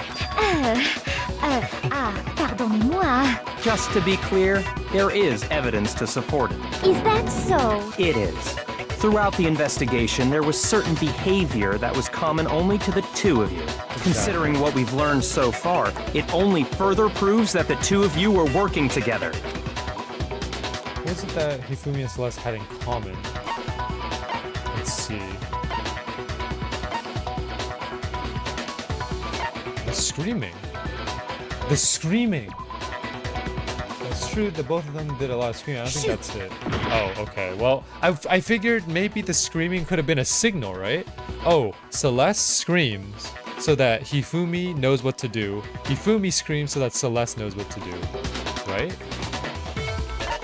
Encountering the suspicious individual. I got it! The behavior they had in common has to do with the suspicious individual in the suit, doesn't it? The only ones who ever actually saw Robo-Justice firsthand That was is very Celeste. true as well. Shush. The adults are talking now. Sorry. As he said, only Celeste and Hifumi ever laid eyes on the costumed individual. If we accept that Hifumi was one of the culprits, we can't help but suspect what Celeste has said as well. Are you saying everything they told us was a lie? After taking Hifumi to the nurse's office, we all began our search for this individual, correct? And not too long after that, do you remember what Celeste said? I saw a shadow, something moving around at the top of the stairs. We headed to the second floor specifically because of what she claimed to have seen. Next, to draw us all to the physics lab up on the third floor, She let out a blood-curdling scream. and when Right. we'd all come to see what was wrong, what was it she said? Celeste, what's wrong? That was a rather intense scream for someone like you. I saw him, that strange costume man. He ran off as soon as I screamed. I was blocking the stairs, so he headed further down to the hallway and disappeared. Once she'd done her job of getting us all up to the physics lab, it was time for her partner to get to work. Okay, there we go. So, in a sense, the scream acts as a signal for Hifumi to get his work done.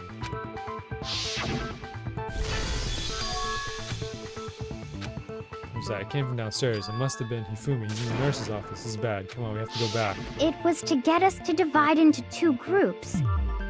So that we would discover both bodies at the same time? In fact, Celeste was precisely the one who proposed that we split up. That is true. Now we split into two groups. I'll lead the hunting party. That seems much more interesting. Very well. Then Makoto and Hina, you come with me to the nurse's office. I will leave the capture of the suspicious individual to Toko, Byakuya, and Sakura. Well, if Celeste and Hifumi were working together, all those chance events suddenly become connected. And on top of that, that piercing cry of yours early on. That was to signal Hifumi, wasn't it? It was your way of telling him, we are on the 3rd floor. Everything's going according to plan. Why else would you let out a scream that could have carried across the sea? I just realized another strange thing. When we found Hifumi in the nurse's office, who we now know was only pretending to be dead, I'm certainly not expecting this. I cannot imagine that Hifumi was murdered. Celeste, you were the first one to say he'd been murdered. You wanted to make sure we wouldn't have any doubt in our mind. I don't believe it. Everything. The whole thing was one big act. Hina, you were with Celeste when Hifumi's body disappeared, right? Yeah. I was feeling kind of sick, so Celeste took me to the bathroom. And that allows Hifumi to be alone. She essentially pushes Aoi or Hina out of the picture, distracts her for a little bit. Hifumi moves. Wait! Then that was... She wasn't worried about you.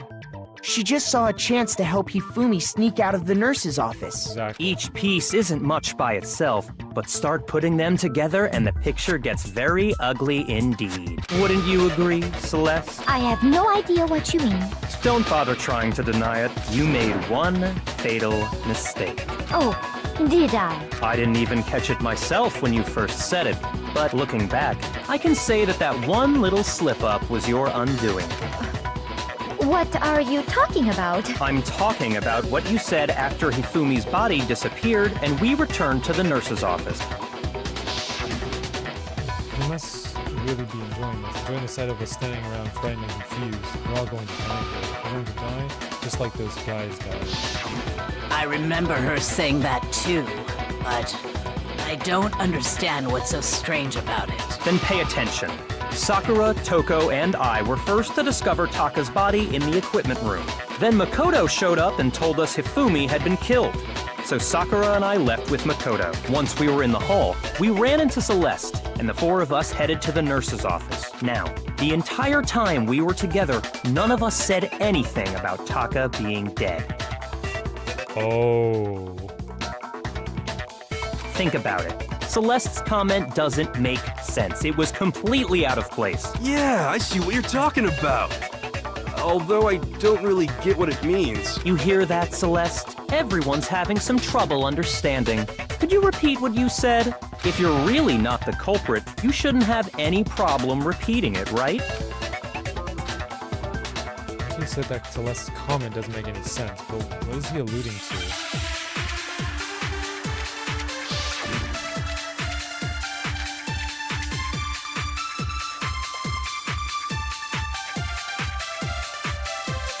All I said was, they must really be enjoying this.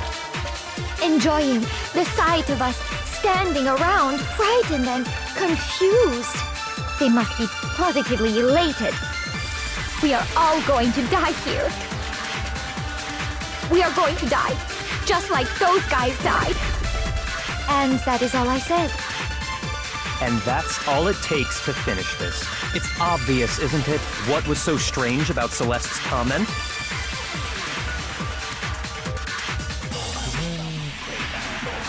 When she said that, she should only have known about Hifumi's death. With that in mind, what's so strange about what she said is...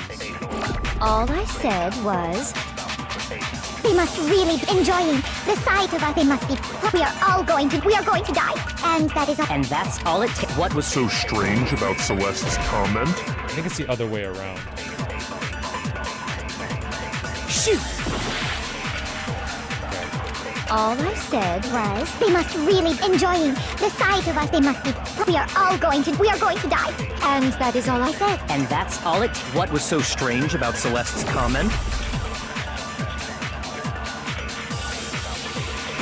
All I said, they must really be enjoying the sight of us. They must be... We are going to die. Just like... There we go. It's the other way around. I think the issue that I'm having is not knowing which is which, but... That's right. The easiest way to know which order it goes in is like... You have to know who you're responding to, now that I realize it, right? Because I was throwing a Celeste statement into Byakuya, which doesn't line up. if I'm going to refute Celeste, then I have to throw a statement into Celeste. So it makes better sense to throw Byakuya's statement into Celeste rather than doing Celeste into Byakuya. I think that's how you figure out what order to throw the statements in. When she said that, none of us had told her Taka was dead. Exactly. And we didn't run into her until after we were all out in the hall. So there was never any chance for her to have seen his body in the equipment room for herself. So how did you know, Celeste? How did you know more than one person had been killed? And how did you know they were both guys? Because Kyoko had also disappeared, right? So she could have been dead too. You all have such vivid imaginations. You know that? Imaginations? You claim that I was lying when I told you about the suspicious person I saw. Then what about the picture I took? How do you explain this picture of the costumed villain dragging Hifumi away? It has to be some kind of setup, right? So let's put the suit on. And then she used the camera's timer to set up the picture. Have you so quickly forgotten? You are the only one who could have possibly fit into that suit. Plus, I happen to know that this particular camera does not have a timer. In other words, it is an unassailable fact that this is a picture of Hifumi being dragged away. If everything I told you was a lie, how can this picture exist? Simple. Are we sure that's really a picture of the suspect dragging Hifumi away? What could you possibly mean by that? Surely there are other explanations than the one you've offered up. No, there is no other explanation. Other explanations. It wasn't a picture of the suspect dragging Hifumi away. The only other possibility is Hifumi is dragging the suspect away. I got it! The other way around. It's not a picture of the suspect dragging Hifumi away. I would say it's a picture of Hifumi dragging the suspect away. That's certainly within the realm of possibility. The one being dragged off in that picture isn't Hifumi, but the person in the robot suit. We've simply been led to believe that it's the other way around. And the strange costume might only exist to lead us astray even farther. If you saw someone wearing something like that in this situation, of course you'd notice and be suspicious. That's what happened! You put me to sleep and made me out to be the bad guy in all this! Such a thing is utterly impossible. Hifumi was dragging him away? Ridiculous. Is it? I don't think it's ridiculous at all. Then shut your mouth and allow me to educate you. Okay. Celeste thinks she can prove that there's no way Hifumi was dragging the suspect away? Is that really possible? Let's hear her argument.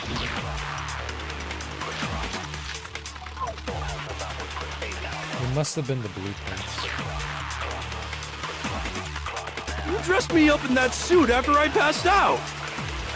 Then you just draped me across Hifumi and had him carry my weight! You tried to make me look like the bad guy! Like I said, ridiculous. As you can see in the picture, the suspect is standing perfectly upright.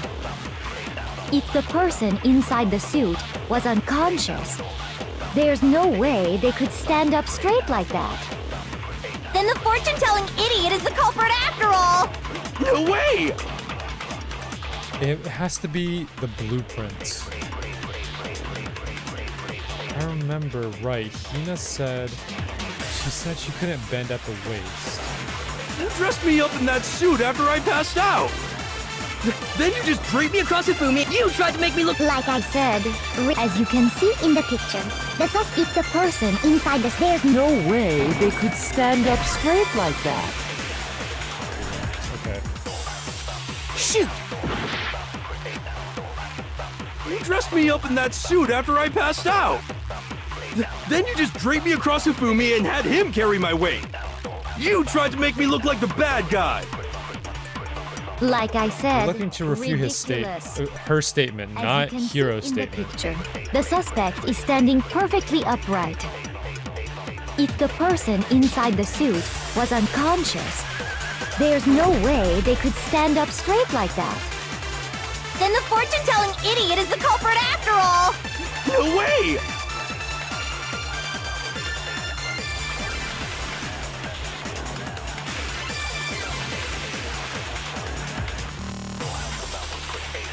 You dressed me up in that suit after I passed out. Then you just draped me across Hifumi and had him carry my... You tried to make me look... Like I said, as you can see in the picture, If the person inside the suit was unconscious, there's no way they could stand up straight like that. Then the fortune-telling idiot is the culprit after all! No way! It's one of her statements. I think it has to do with the blueprints. She couldn't bend at the waist. Okay, I'm trying to figure out exactly what Makoto means by this. You dressed me up in that suit after I passed out. Then you just draped me across Hifumi and had him carry my weight. You tried to make me look like the bad guy. Like I said, ridiculous. As you can see in the picture, the suspect is standing perfectly upright. If the person inside the suit was unconscious, there's no way they could stand up straight. Got it. No, that's wrong.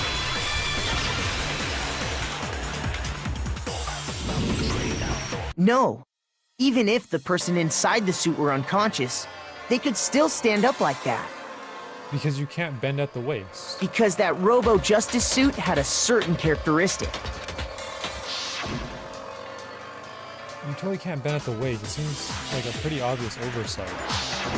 That's right! They totally made a mistake when they made it, so it couldn't bend at the waist. I'm not so sure that was a mistake. I think the suit was designed from the beginning to be used the way it was. Celeste and Hifumi took the suit they'd specially designed and stuffed Hiro into it. That's how they were able to fake that whole thing. The point of it all was to make us believe whoever was in the suit was to blame. Well then, I suppose this is checkmate. Checkmate?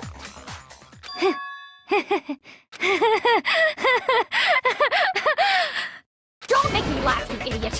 What do you mean, checkmate?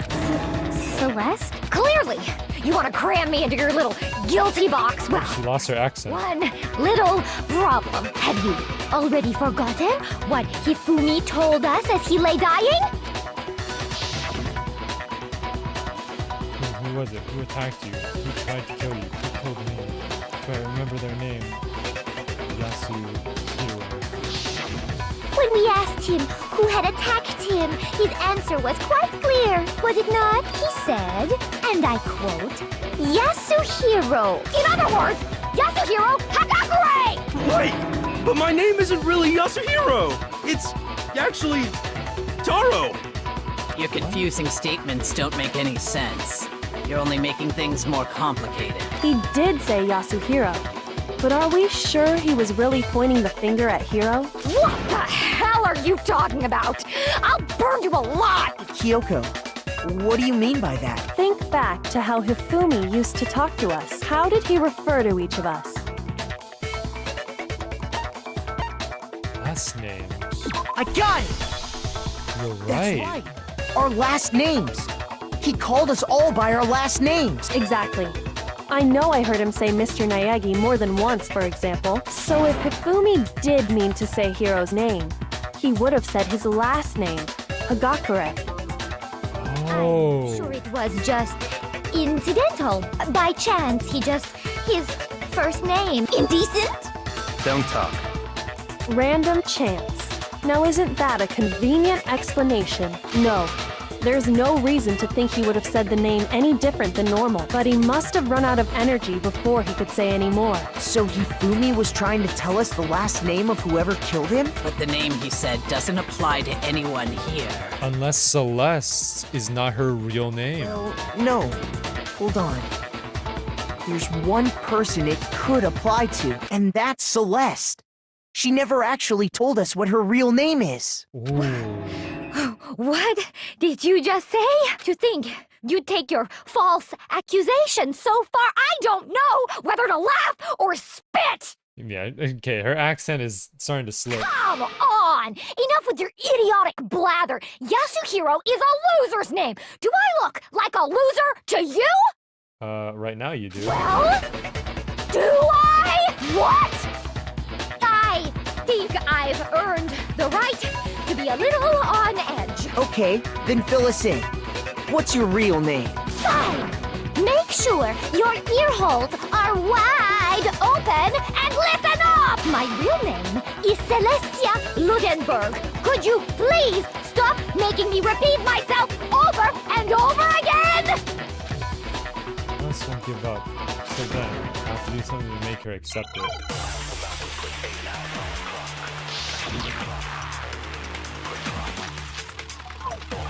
E-handbook. Hifumi was trying to tell us something. He wanted us to know the killer's last name, Yasuhiro. If there's one person here who might have that last name, It would have to be you, Celeste. You haven't told anyone what your real name is. how many times do I have to tell you? My name is Celestia Ludenberg! God damn it! How long do you plan to go on pretending? I'm not pretending. It's the truth. And since you have no way to contradict E-handbook. No! Yes, I do. I have plenty of ways to contradict you. That's it! The handbook! what? Anytime you turn your handbook on, it shows the owner's name when it boots up, right? Monokuma told us all about it before. This handbook is absolutely vital to a healthy school life, so don't lose it. When you start it up, it will display your name. Always make sure you have the right one. Now, this is not your everyday notebook. It has so many more uses than that. So all we have to do is check her handbook, and that'll clear up everything. That's how we can find out Celeste's real name. That's an invasion of privacy. I refuse to cooperate. Celeste, can you please just tell us what really happened? Please, just tell us. Even when I'm put in check, it's just my nature not to give up. Okay. Because until the game's over, you never know what might happen. Fine then. Let me settle it. Let me go over the case again, from the beginning, and shed light on all your crimes. And that'll bring everything to an end. Okay, comic book time. Okay, so Celeste in the chair.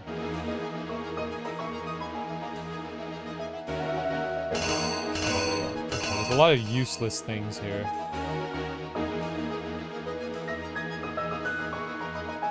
So the time.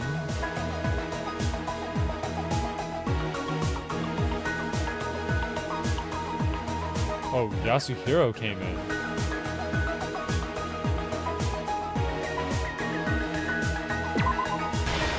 Okay, maybe this?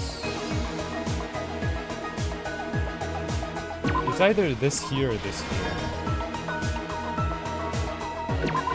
But I think it has to be right here because the door, it just opened in this picture.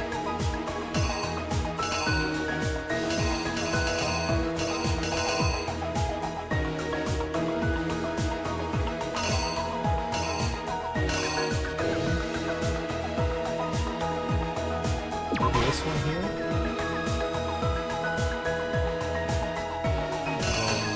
Perhaps the clock.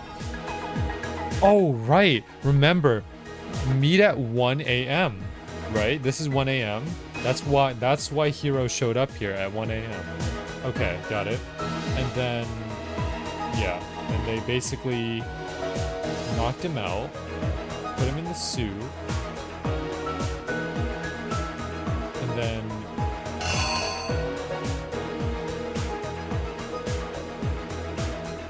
this is when Celeste would have taken the picture, right?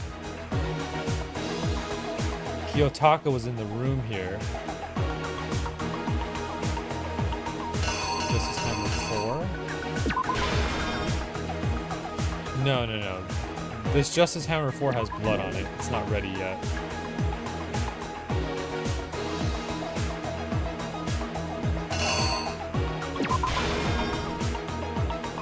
Maybe the backpack? Could he really fit a hammer in his backpack? Okay, well, let's keep that there for now. So then, yeah, Hifumi attacked Taka. And he did it with Justice Hammer 4, which now has blood on it. Then Celeste was talking about the picture. Library.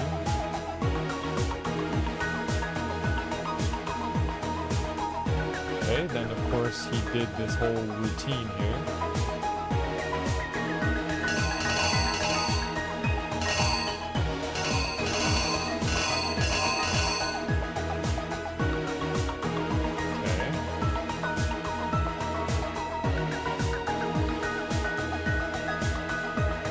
Okay, he must have pushed it here.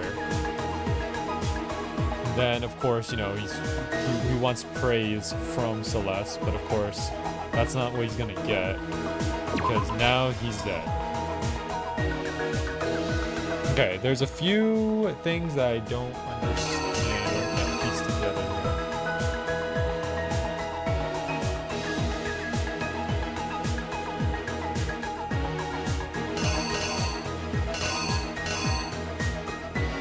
None of this makes any sense.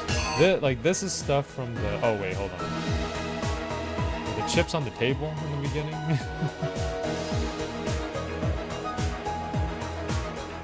There are chips, but I don't think that really does anything. The chips are just... That's just a false detail. This is from case 1, Justice Hammer 2. Okay. Fix the picture. I don't know about this one. I don't think so. This is Hammer 4.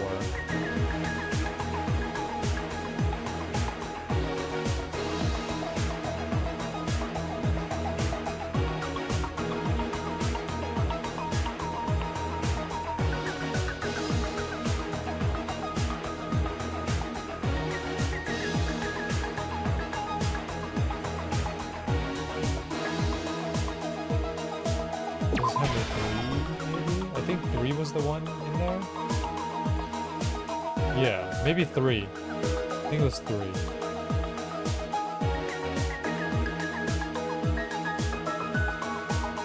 Just Hammer 3 there. And then over here I have no idea what to put there. Are there just a ghoul looking dude? Oh, the ghoul looking dude is the culprit. This is because this is basically who we assume to be the culprit, which is of course Celeste in this case. It's just like a depiction of the culprit, or who we suspect to be the culprit. Because at this point, right, we still haven't voted who the culprit is. We still don't know who the culprit is. I mean, the evidence lines up for it to be Celeste, but we'll have to figure this out first. I don't think this makes sense.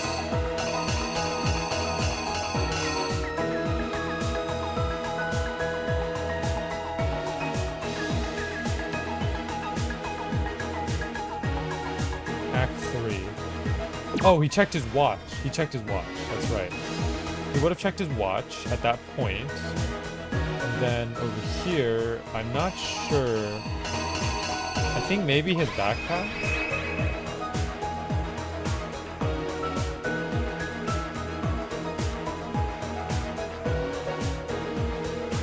Okay. So let me get the story correct here. I have all the pieces in place. I just don't know if I have it in the right order. But basically, yeah, so Celeste and Hifumi are having a meeting. Hifumi's a bit nervous. They decide to work together. It is 1 a.m. because that's when the note that Hiro was given, that's a time, right? Hiro shows up at that time. Then he's a bit confused, and then of course gets drugged and knocked out. Seems like that. And then of course he... Oh, wait a minute, hold on. That doesn't make any sense. No. You see the backpack? This backpack is the same backpack in this frame. In this frame here. It doesn't make sense. That doesn't make a whole lot of sense.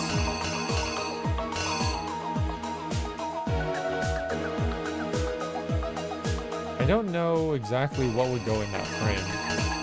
Justice Hammer 2? But that doesn't make any sense. Okay, let me continue the review here of the situation. So Kiro gets drugged and puts into, or knocked out, and then gets put into the suit. And then Celeste takes the picture of that. Kiyotaka checks his watch. It's at that time. That's when Hifumi is there. To when did Just Hammer 2 originally show up? I thought it showed up when Celeste was being attacked.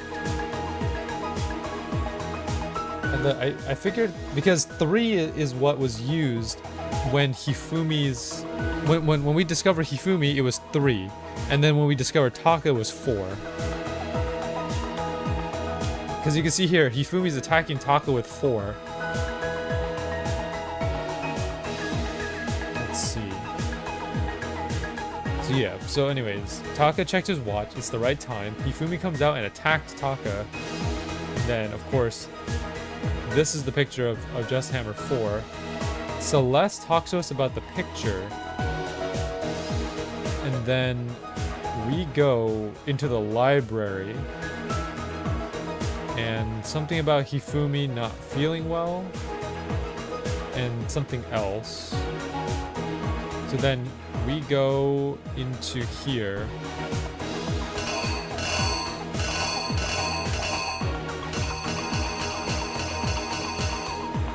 Because the chips don't make any sense here.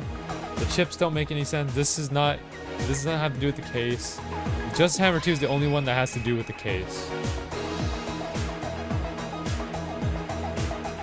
This is the previous case, and the backpack is from another frame, which doesn't make sense. The killer is... Let's reenact you. this.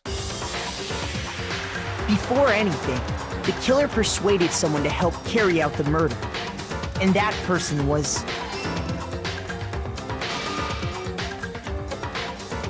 Hifumi. With an accomplice, the killer was able to execute a number of otherwise impossible schemes.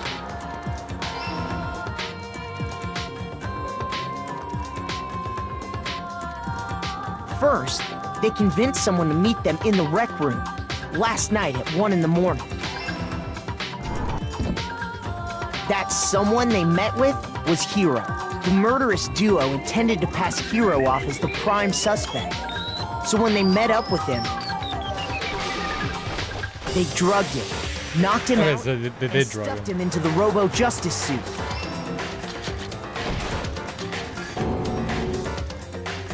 Next, Hifumi positioned himself to make it look like Robo-Justice was attacking him, while the killer used a digital camera to take pictures of the assault. They did all this just to create evidence that would put the suspicion on Hiro. When they were done with him, they shoved him, still unconscious, into the pool room locker. And then finally, at 6 a.m., they moved into the murder phase of their plan. They called Taka to the equipment room.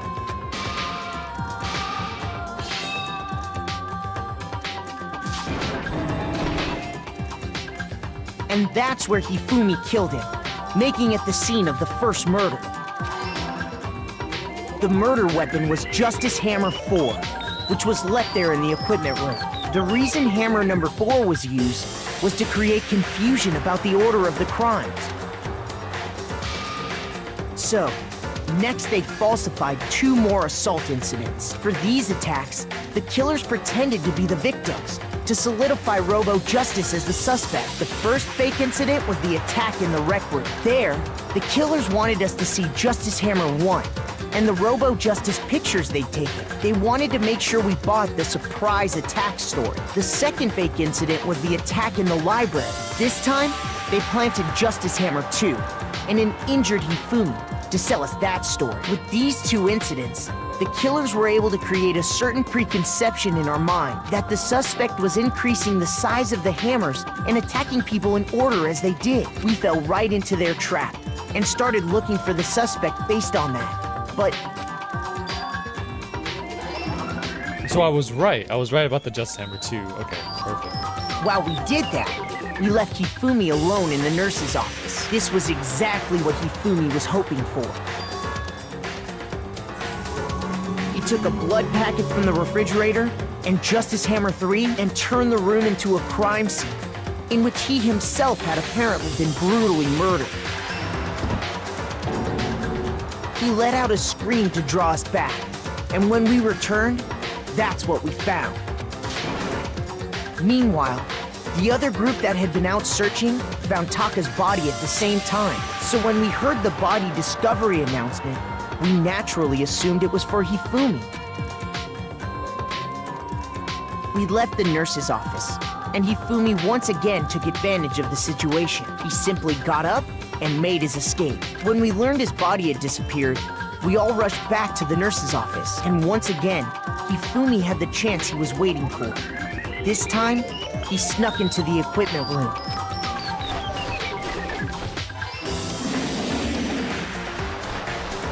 He wrapped Taka's body in a tarp and used the dolly to move it all the way down to the repository.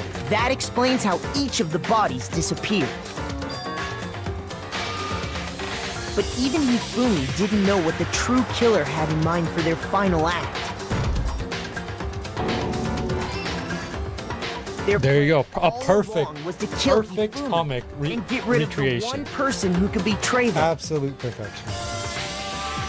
And they did it using an ordinary, everyday hammer from the repository. That should cover everything that happened in this case. And the villain behind it all is... Celeste.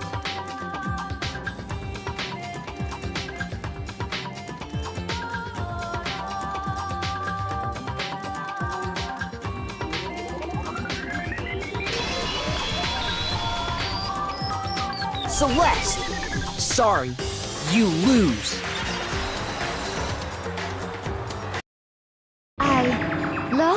I lost? When was the last time I was forced to Oh, she is the utter gambler such after all. words? She is the gambler. They hang heavy around my neck. Then you admit it? You're the killer? Listen to you, trying to take charge, as if you're my private instructor. I, Celestia Ludenberg. Actually, no, Taiko Yasuhiro is fine. Taiko Yasuhiro. Taiko? So, you finally accepted it. I'm the kind of person, once I've lost, I don't like things to drag on.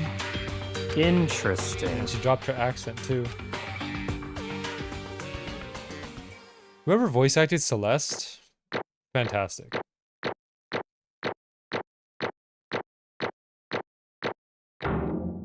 Got an A. Okay, Monokuma. I'm ready to begin. Or, no, I suppose this is the end, isn't it? It is indeed the moment we've all been waiting for. Time to vote. Okay? Okay. If you would, please locate your lever and cast your vote. And when the votes are tallied, who will become the blackened? Will you make the right choice or the dreadfully wrong one? What's it gonna be? Well, we already know.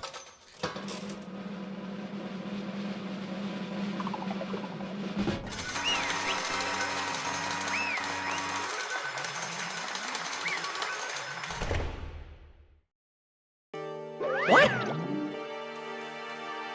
It's basically a formality at this point, but once again, you're totally correct.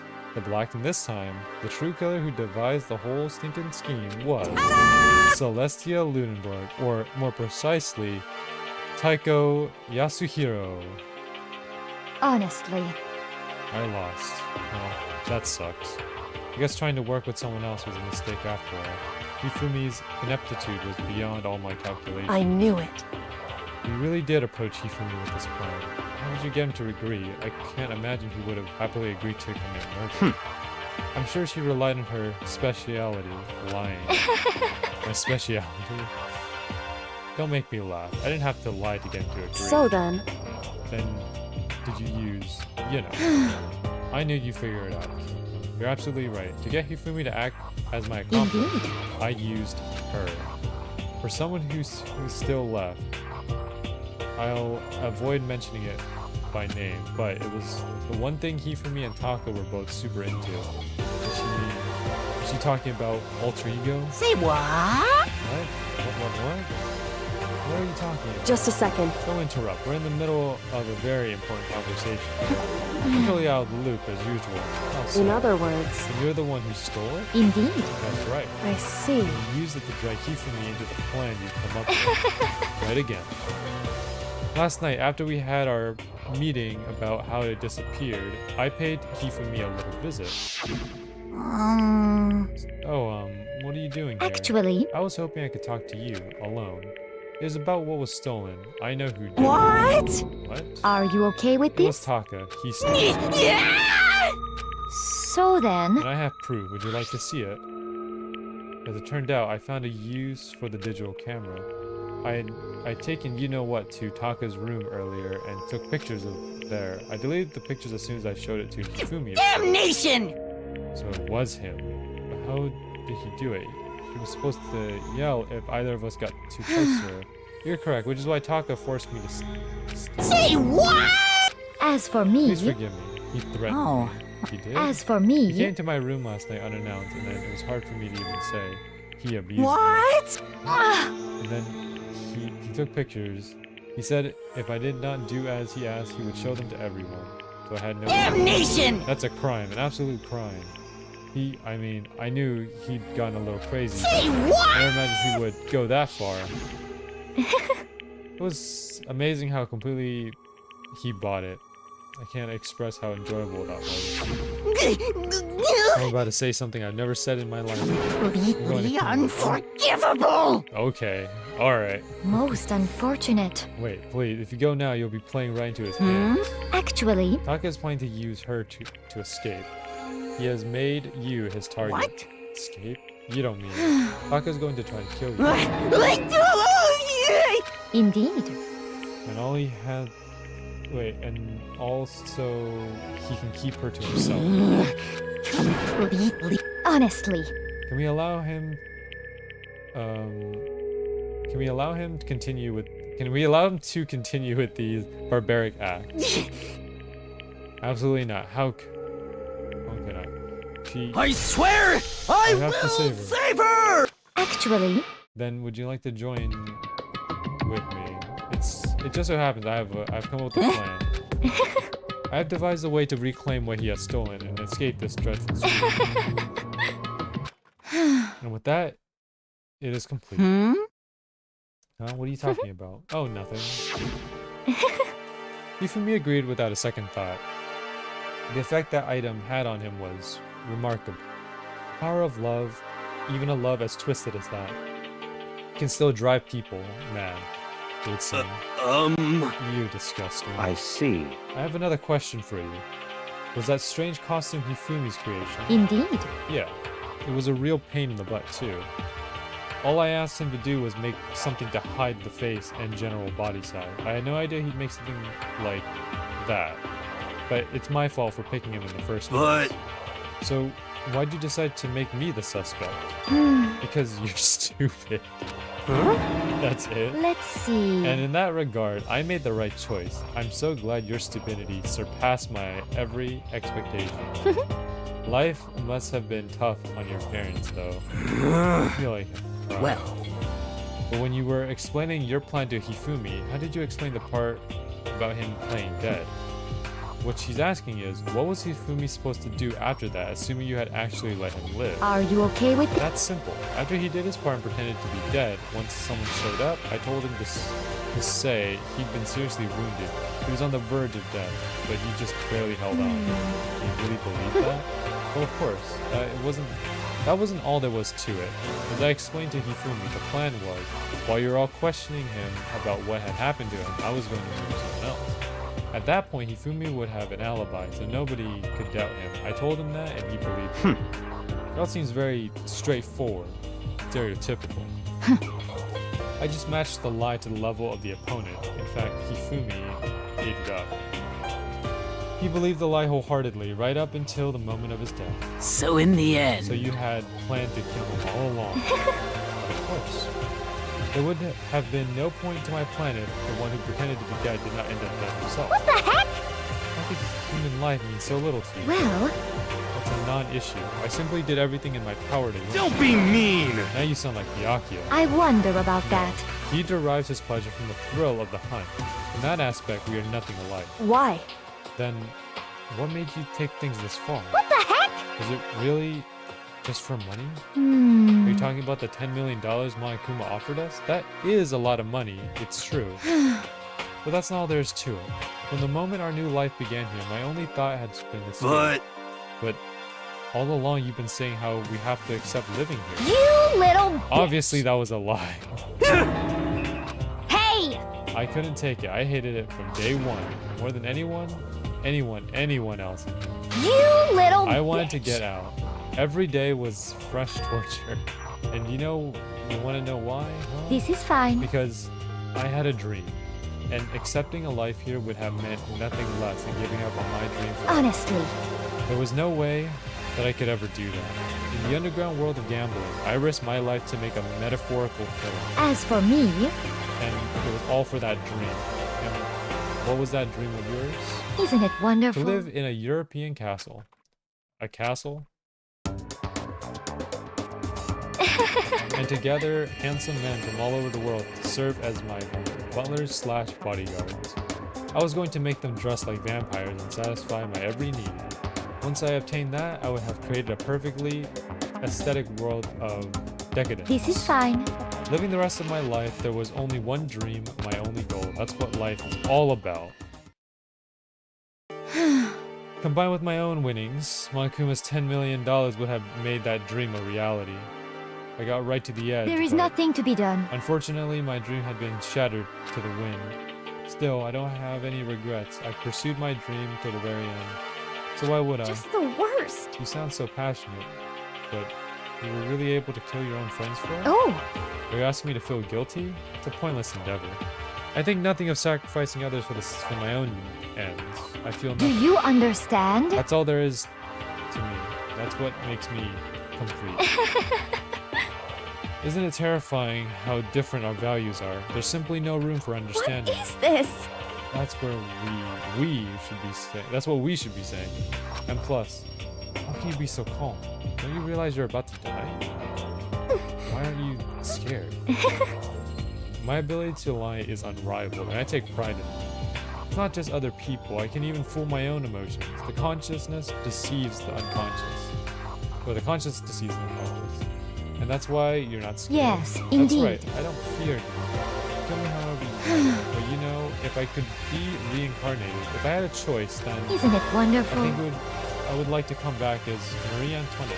Hey! You just get executed.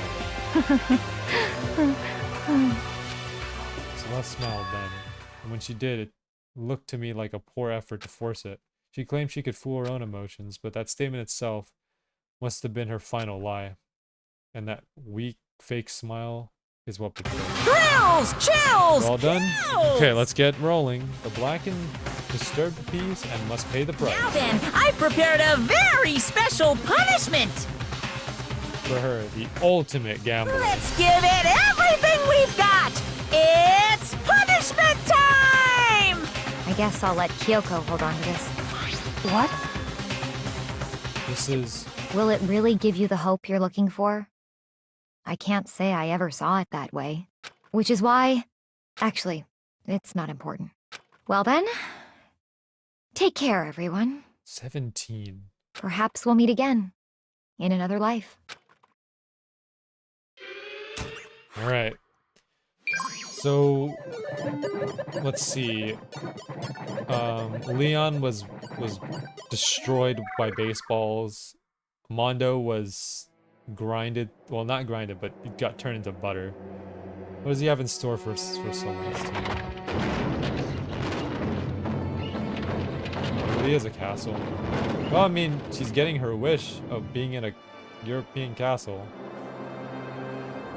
The burning of the Versailles Witch. Oh. Versailles? I think it's Versailles.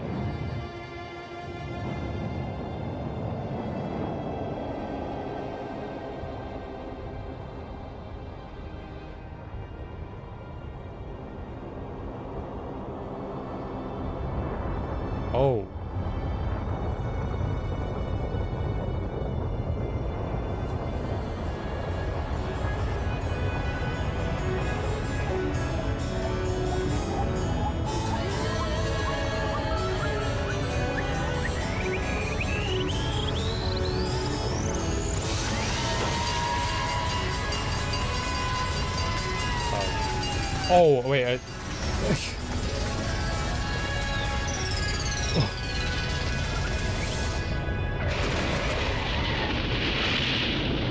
Ow.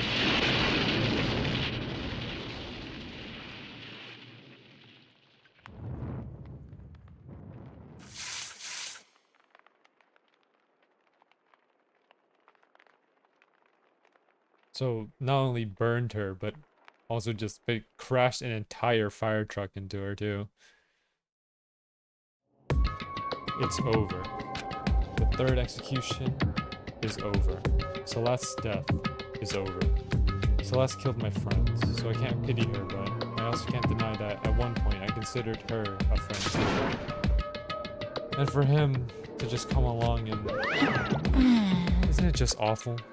Someone couldn't cut free of their regrets from the outside world. And some more people had to die. Extreme! You guys are still young. You need to place more value on your What are you lives. gonna do? Jeez, and here I thought you guys were gonna pass the torch of hope to the next generation. Let me out of here! What do I care about hope? I'll throw it in the trash if it lets me out of here. Too bad. You're all the embodiment of hope, whether you like it or not. It's my destiny to knock you down one by one. It's sad, yes it is, but that reality can't be avoided. Don't talk like you're not responsible. How long are you gonna make us keep going through this? What do you want from us? How strange. I'm so sick of people asking me that. Give it a rest already. So anyway, Kyoko, did you get some kind of key type object from Celeste? Hey! So what's the deal with that? Wah? Huh? What's the matter? So then, I'll answer your question if you answer mine. you... What did you do? What did you do? What did you do to me? Ooh! What? Hey, Answer me. What did you do to my body? Ooh! How I exciting! mean, what did I do? I have no idea. I don't know anything about it. What was that just now? The mastermind disciplined Kyoko's body? What does that mean? Hello. Okay, things are getting kind of awkward. I think it's about time I got out of here. Well, Meanwhile, you guys can go on enjoying your school life. If you get lonely, give me a shout. Not that I'll do anything about it. see ya later! Monokuma disappeared, leaving us all depressed and in despair. Although, it wasn't all despair. There was one small hope. Hey, Kyoko, Monokuma already mentioned it, but what was that key Celeste gave you? so... Most likely, it's the key to one of the dressing room lockers. Huh? What? Then that means Celeste probably hid it in there. Hey, I suppose sometimes it's easier to miss what's right beneath your nose. Well then, we better Indeed. go check. Good idea. We left the courtroom and rushed to the dressing room. As we approached the dressing room, Kyoko looked back at us and said, Hey. I'm going to go on alone from here. Everyone else head to the dining hall. I'll check in with you later. What? Why exactly are you going alone? So... Do you have to ask? As she spoke, she glanced quickly at the surveillance camera. Come on. That's not what I mean. Why you? There's still a risk of a spy, you know. Then I'll go too. What? You? Please, let me go. Standing here arguing is just going to draw more attention. Goodbye. to us. Do whatever you want. Thank you, Jack. well then. It's up to you now. Yo! I'm gonna go to the dining hall, okay? So Makoto and Kyoko are gonna go together? Does that mean what I think it means? Okay. Good luck, Makoto. Girls like her are total pushovers when you show a little backbone. I tried to forget what Hina said. Everyone headed to the dining hall, leaving me and Kyoko there alone. Shall we go? Oh, shall we? Yeah. So then, We need to get into that locker. Kyoko took the key Celeste had given her and unlocked the locker. As the locker swung open, we saw... You're really cold. Good morning. It's been a while, hasn't it? It's safe, thank goodness. Never had Kyoko sound so relieved. It was like she was speaking from the bottom of her heart. I did just what Celeste asked. I didn't say a word. I stayed quiet the entire time. Oh, and I think I might be able to open the last set of files soon. Maybe as early as tomorrow. I'm doing my best, so please wait just a while longer. So now, can we officially say the case is closed? Okay, so now we can officially leave the case closed. As far as the incident is concerned, sure, but can we take a second? Since we have this opportunity, I want you to be honest with me. Coco, please tell me, what are you trying to do all on your own here at the school? Is that why you want to come here with me? However... Regardless, it's not something you need to know right now. I don't need to know. It just makes me even more worried. What? Worried. Just like what happened during the investigation this time. You disappeared and we didn't see you again. Without warning, without explanation. When you do that, Indeed. it's only natural that they think I'm the mastermind spy, right? And you too. No. I believe in What? you. You believe in me?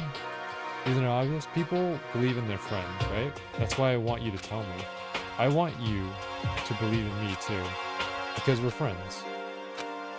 I understand. It's true. Then maybe I can believe in you. Just a bit more. Then That's fine. fine, I'll tell you. I'll tell you why I've been disappearing and where I've been going. You see, what I heard from Kyoko then was, well, frankly, it kind of blew my mind. Right after I told Kyoko I believe in her, she told me a story that was, well, almost unbelievable. I decided I had to confirm what she told me with my own two eyes, so I waited for nighttime to come, and when it did, I went into action. Correct. The boys' bathroom on the second floor doesn't have a surveillance camera or monitor, and in the storage closet there, way in the back, she said it was way in the back of the boys' bathroom storage closet, but could Kyoko be right about this?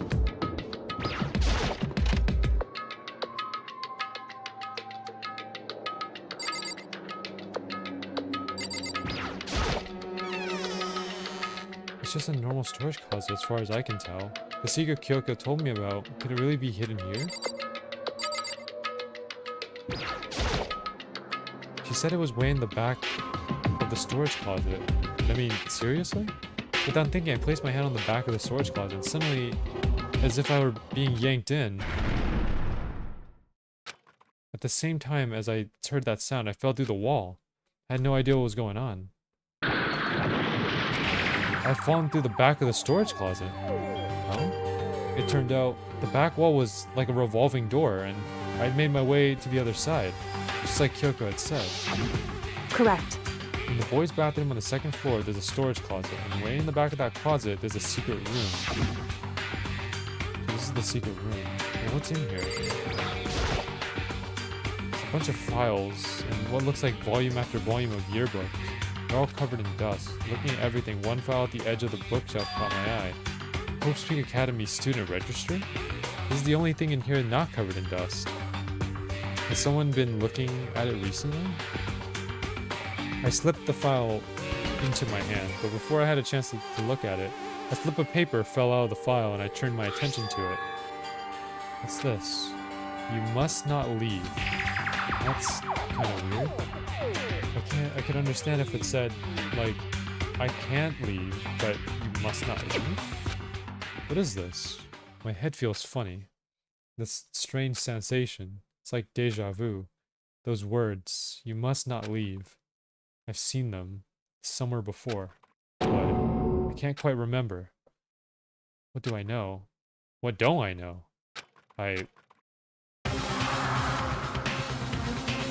Oh!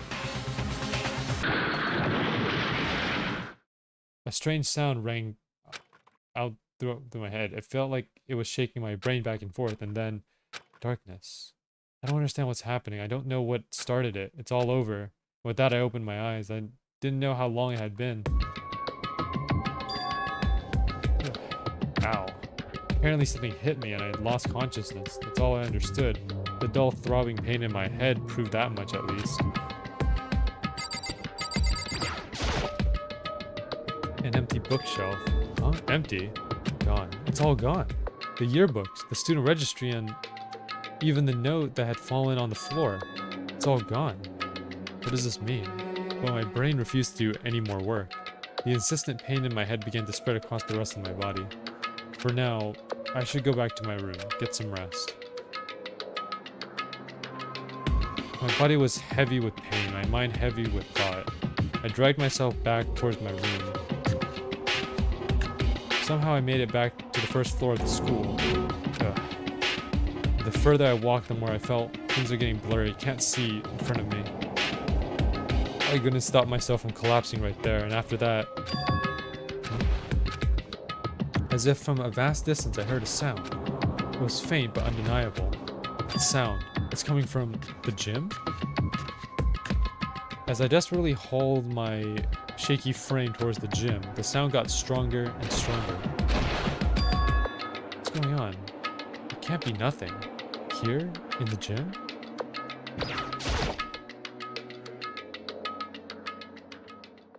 I didn't make a sound as I opened the door to the gym. The sounds coming from inside, meanwhile, only intensified that much more.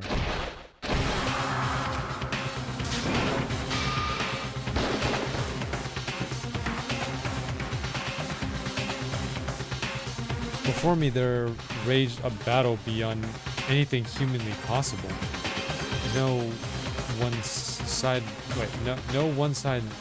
not human, that's for sure, but regardless, I couldn't stop staring. I forgot to move or even breathe. Why, you?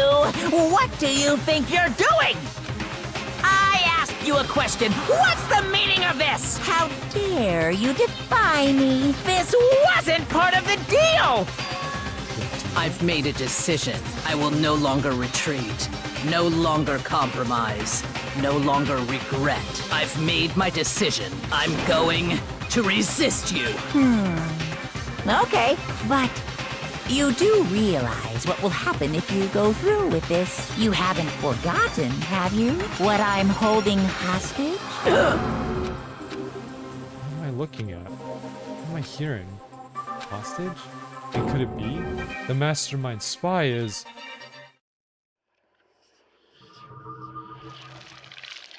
So she's the spy?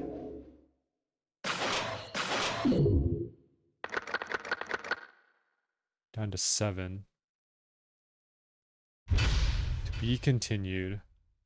So Sakura is the spy. Alright, Super Robo Justice. Yeah, I'd like to save the data.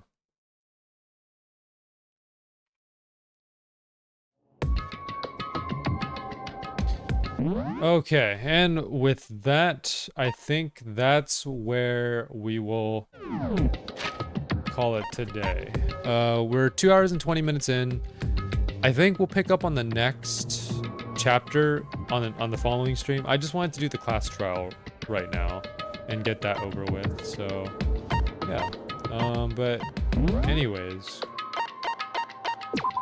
with that said, that was a great class trial. We did a bit better than the other class trials. Of course, granted, we still lost, in the sense that we lost all our lives in the trial.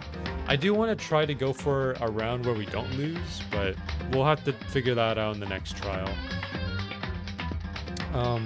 But I think overall, our choices this trial did improve slightly compared to trial 1 and trial 2.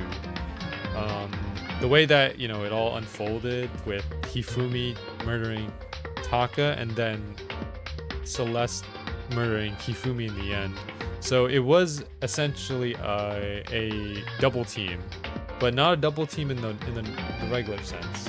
It was essentially a double team and then a single betrayal after that. So yeah, I mean, great case. I love the way that every case in Danganronpa so far is different, right? Like the first one was simply because Leon simply murdered Sayaka because of Sayaka attacking first, because Sayaka wanted to get out, but she messed up her attack, and then Leon was the one who took her out after that. Then the second case was because of Mondo feeling inferior to Chihiro, because Chihiro was basically a person that wanted to change, but essentially the confession that was made by Chihiro of wanting to be stronger kind of ticked Mondo off the wrong way, and that's why Mondo murdered him. And then here we have essentially Celeste manipulating Hifumi's dedication and addictiveness to like alter ego. So she used that as a weapon for her to get Taka killed by Hifumi and then finish off Hifumi so that she can essentially mess with the evidence and make it look like Hiro did it in the end. So very smart on her part. I think so far Celeste is by far the smartest one because it was the most convoluted. I think for the most part Leon was the most obvious because of the way that things played out.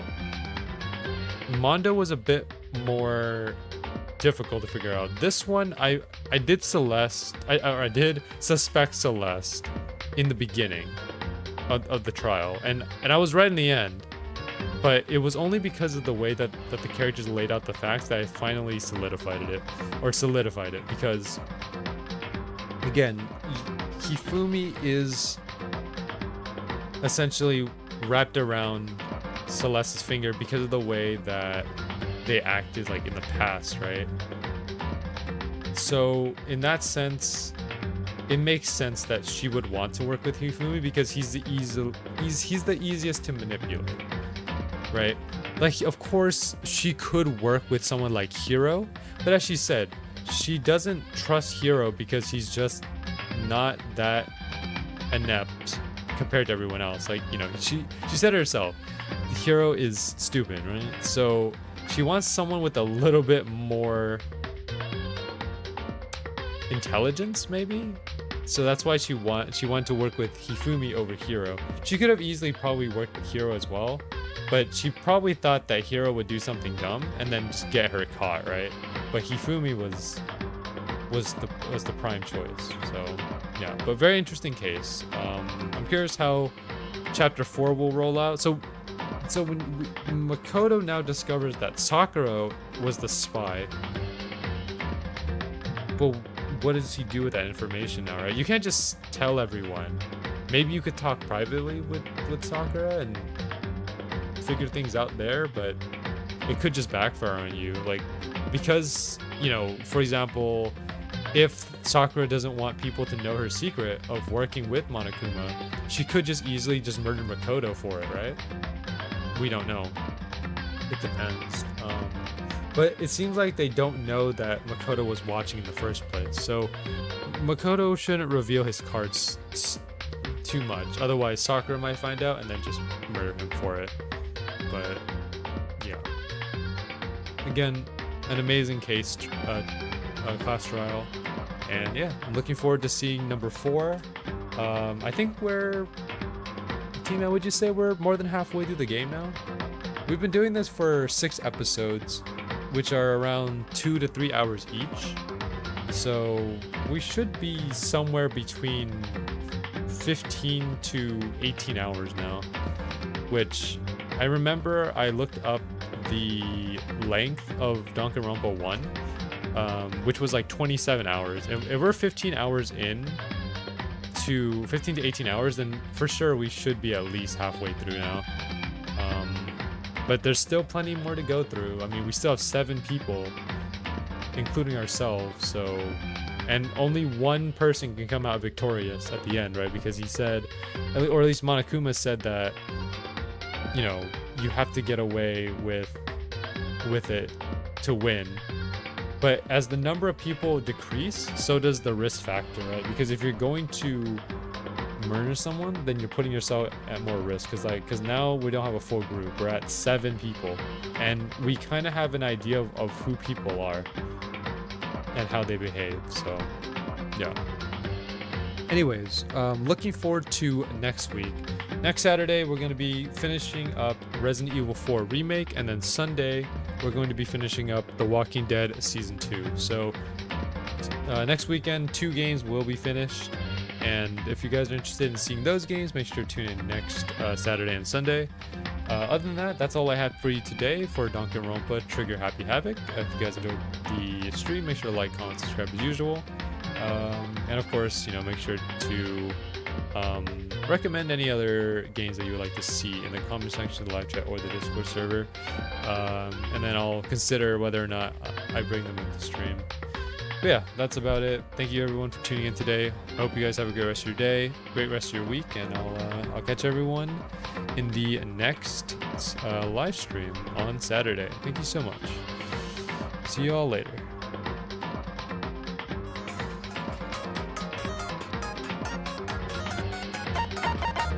Hmm.